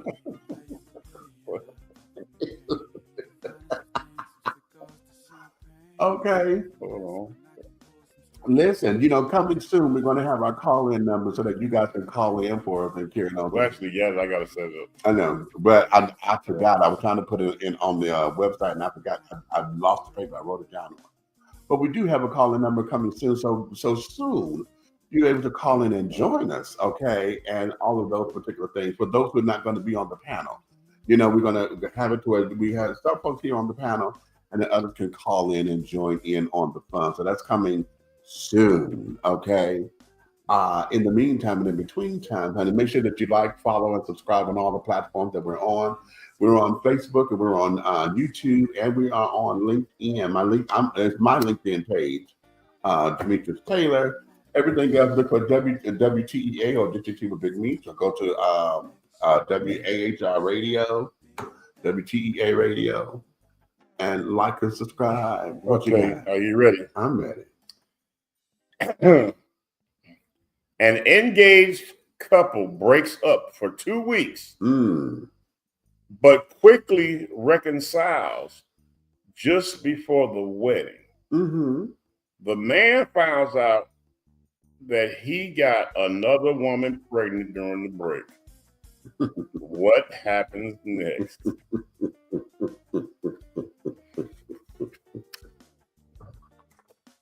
Wow.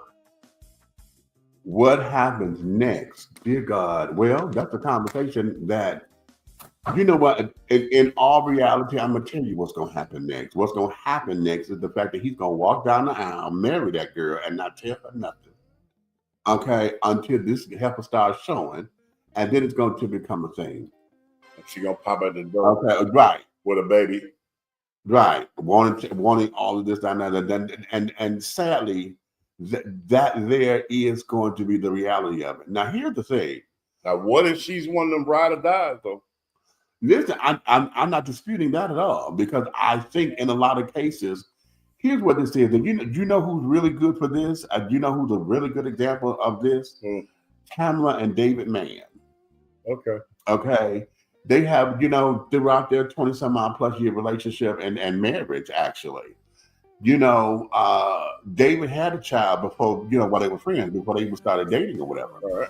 But they were married, and I think they were they were young in their marriage, like 1 or 2 years into their marriage.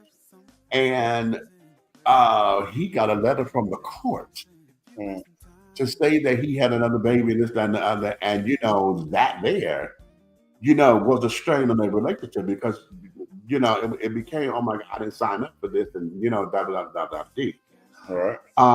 But their testimony is that, they were able to work through it, and here we are now. They're something like, I think they're like 25 years together, and et cetera, et cetera. Well, can I say something? Go ahead. This card right here, yeah, is crazy, right? Right. Because I had a marriage, right? Right. 3 to 4 months into the marriage, I conceived a child with another woman. She's in her own. Okay. So I was at newlywed stage and made another baby outside the house. Okay. And I really think I'm stretching it, because it might have been 30 days or less. Okay. Oh, you scared? Okay. Here, the question becomes, what was that? What you said, we're not asking the right question. Right. How did y'all get there? I think my temper allowed me to make that mistake. I ain't gonna say mistake, because okay, we had a situation. I didn't understand why my significant other was doing what she was doing. Right. I didn't understand what was the big problem, why she was so, so steadfast on doing what she was doing. Because I put it like this. There was a child that comes into play, right? Right. But she was adamant on eliminating that. Okay. We just got married. That's like that's really like the dream. Like Right. And all of a sudden, right after we married, boom, we got a kid on the way. I didn't understand what was the big push, right? Right. And it kind of pissed me off. Like, that was your initial thing. You just married me. Right. So that was your initial answer. Let's doggone eliminate that. Yeah. So that kind of irritated. It pushed me the wrong way. So I went from not going out, right, to going out. And when I went out, I met woman particular night, I'm still on my anger stuff. I'm like, okay, if that's what we're doing, and I'm outside. Right. So I get outside, and let's show you how Lucifer works. Giving him no credit. There goes this woman. That's everything I like. Right. And I'm in a new place as a resident, which is Georgia. Mm-hmm. Right. She walks by, I see her, I go, oh Jesus. Hold my mute. And then I sit back and I entertain myself because you know how I am. Yeah. I'm people watching. Right, It's a big party. Right. I'm watching this particular woman turn down 3 guys.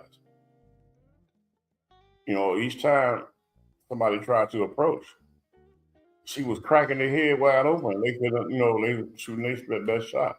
Uh-huh. I'm laughing from a distance. I'm watching this, right? It's none of my business, but it's funny. Right. So when I seen what the situation was, I came with the Chicago approach. Okay. And my approach was the bully approach. Mm-hmm. I stopped the waitress. I saw she was already drinking. I ordered 2 of them to that table. When I went over, I told her, I said, when you see me sit at the table where that lady is, then bring the drinks over. She said, okay. Soon I seen her put the order in. Uh-huh. I went and sat down. And yes, when I sat down, she was like, being mean again, saying, nobody invited you to sit there like that. And I said, I didn't ask anybody.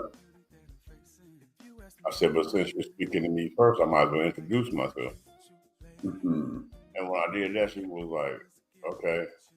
I was like, you're going to be rude and not give me your name? She was like, you didn't ask. I said, uh-huh. I said, you're real funny. I said, matter of fact, you're hilarious and entertaining. I said, but again, my name is so-and-so, right? And she was like, I'm so-and-so, and she said her name, right? And she was like, you kind of bold at my table. How you know my man not in here? I said, I know your man not in here because he'd be of the last 3 people you turned down.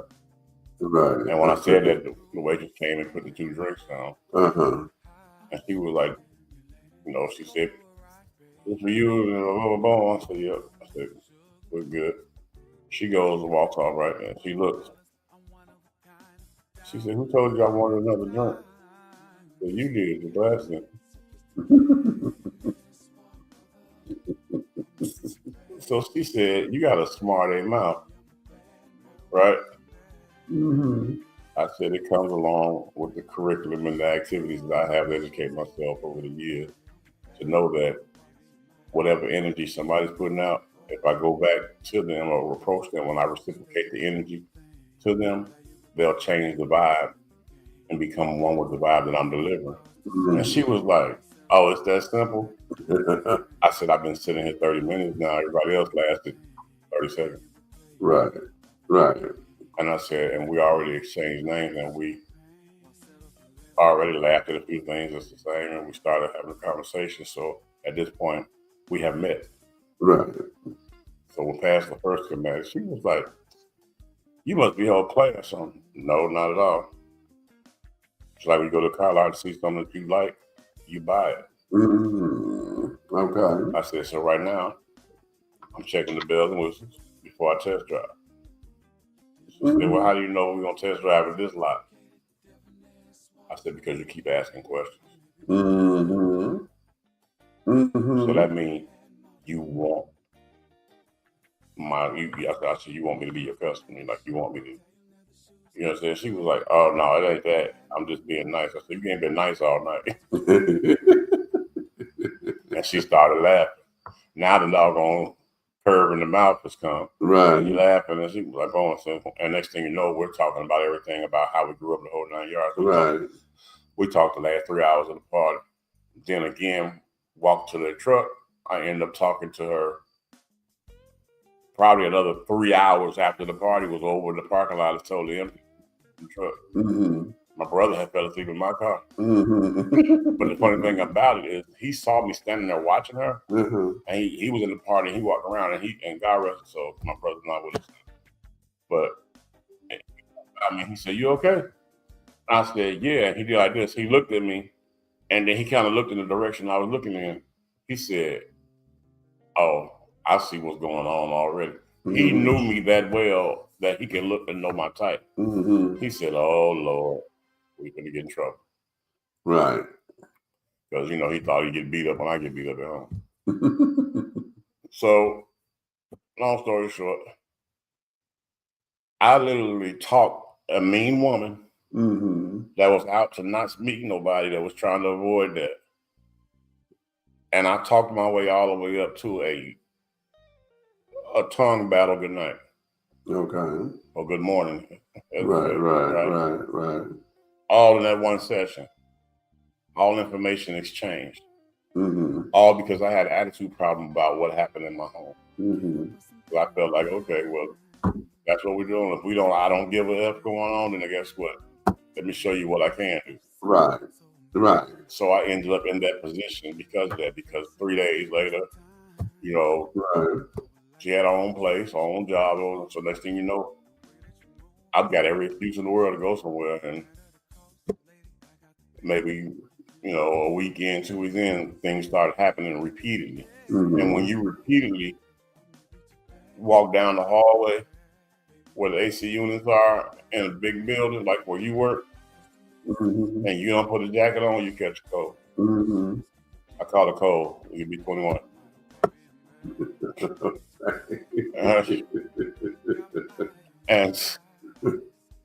And with that saying, that is, I went through a whole lot because I ended up catching another cold in my own house within that same time period. So now I got 2 colds 2 weeks apart.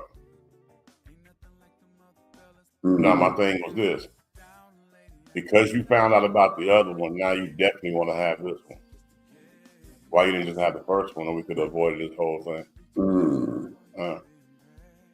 People move how they want to move, but at the end of the day, let me ask you this: as a black man, and all of the history that you've been through, right? Am I wrong that my eyebrow raised one day that maybe that first one wasn't mine? Wow.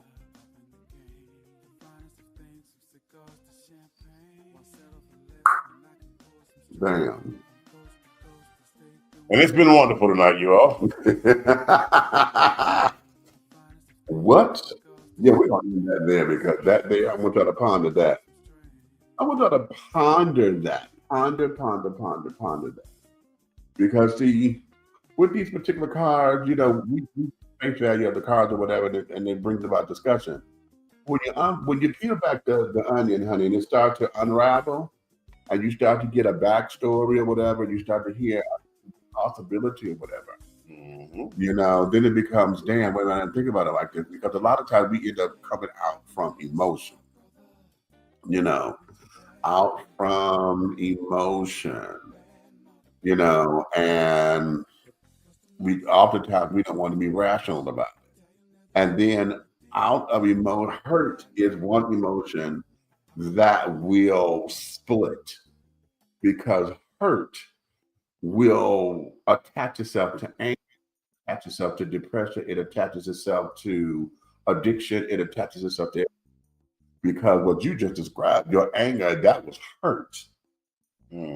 Okay, because of the situation. It's like, okay, how could you do this to me? And this, that, and the other. And then the whole idea, well, girl, you don't love me like you say you do or whatever. How could you love me, but then do this? It becomes all of that, And so the separation. I was just weirded out because you just got married and now you want to terminate. Exactly. And the whole and it's all of that, And wow. So, all right then, ladies and gentlemen, listen, we're gonna let you guys have all of that this evening. Thank you guys for coming in and sharing your time with us. We do know it's Friday night. It's about to be the witching hour soon, so I know many of you guys are still trying to go out and get your groove on and get your cocktail on or whatever the case may be. You still got time. And make sure that song you all hear in the background, that's Frank White and Frank White Experience. Definitely get your copy. It's on every platform. Shout out to Frank White and Experience. I'm part of the Experience. I'm telling you all, this is going to be be a special side of me involved. All that. Can I put something on your mind? I'm in disbelief, babe. In the midst of something so amazing. Pleasure mine, such a beauty that you're facing. If you have some time, I would like to treat you, lady. The way that you move is giving me the chill. No matter the cost, lady, I got the bill. Dealing with the charismatic, sophisticated, different, I'm gonna be too bad for you, baby. Baby, I'm a bad mother, baby, man. Just to make sense of the ribs to match. Tell you how the shoes can be, baby, I'm a bad mother, baby, man. Got my eye on the prize, and that means you, mama. The way that If you love us like you say you do, I want you to go tell all your friends, your family, and your good people, your friends, and all of that. All of your partners, and come on over to Lifestyle that you share and enjoy this all the time, honey. I'm one of a kind, down lady, I got time. So if you hate us, don't like some of this saying, honey, with a neck roll and all that other bullshit. You can come over, don't motherfucking enemy. Come over here. Now, I want you to understand something. That everything that we're doing over here has the hard way. In any way, shape, sound, form, or fashion, that is real. All right? But having said all that, we're going to play this out.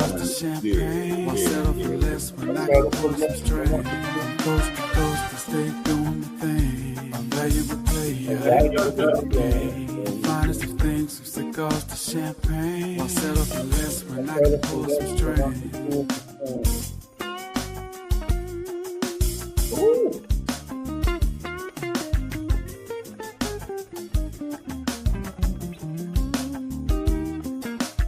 Where my steppers at? And I promise you, if you download the whole album, it's something to everybody on the album is bad. Trying to tell you. The album is called Close. Dealing with a charismatic, sophisticated, debonair, suave brother. I may be too bad for you. Maybe I'm a bad mother. Custom made suits with the brims to match. Italian leather shoes, can you deal with that? I'm a bad mother. I may be too bad for you. All right. And good night, y'all. Oh, wait a minute. I forgot to have the damn. See, God humbles me all the time. You know, I'm going to be in the storm, supposed to have the doggone clothes of the thing. That's proof right there. Download it. Download it. Download. He got caught up.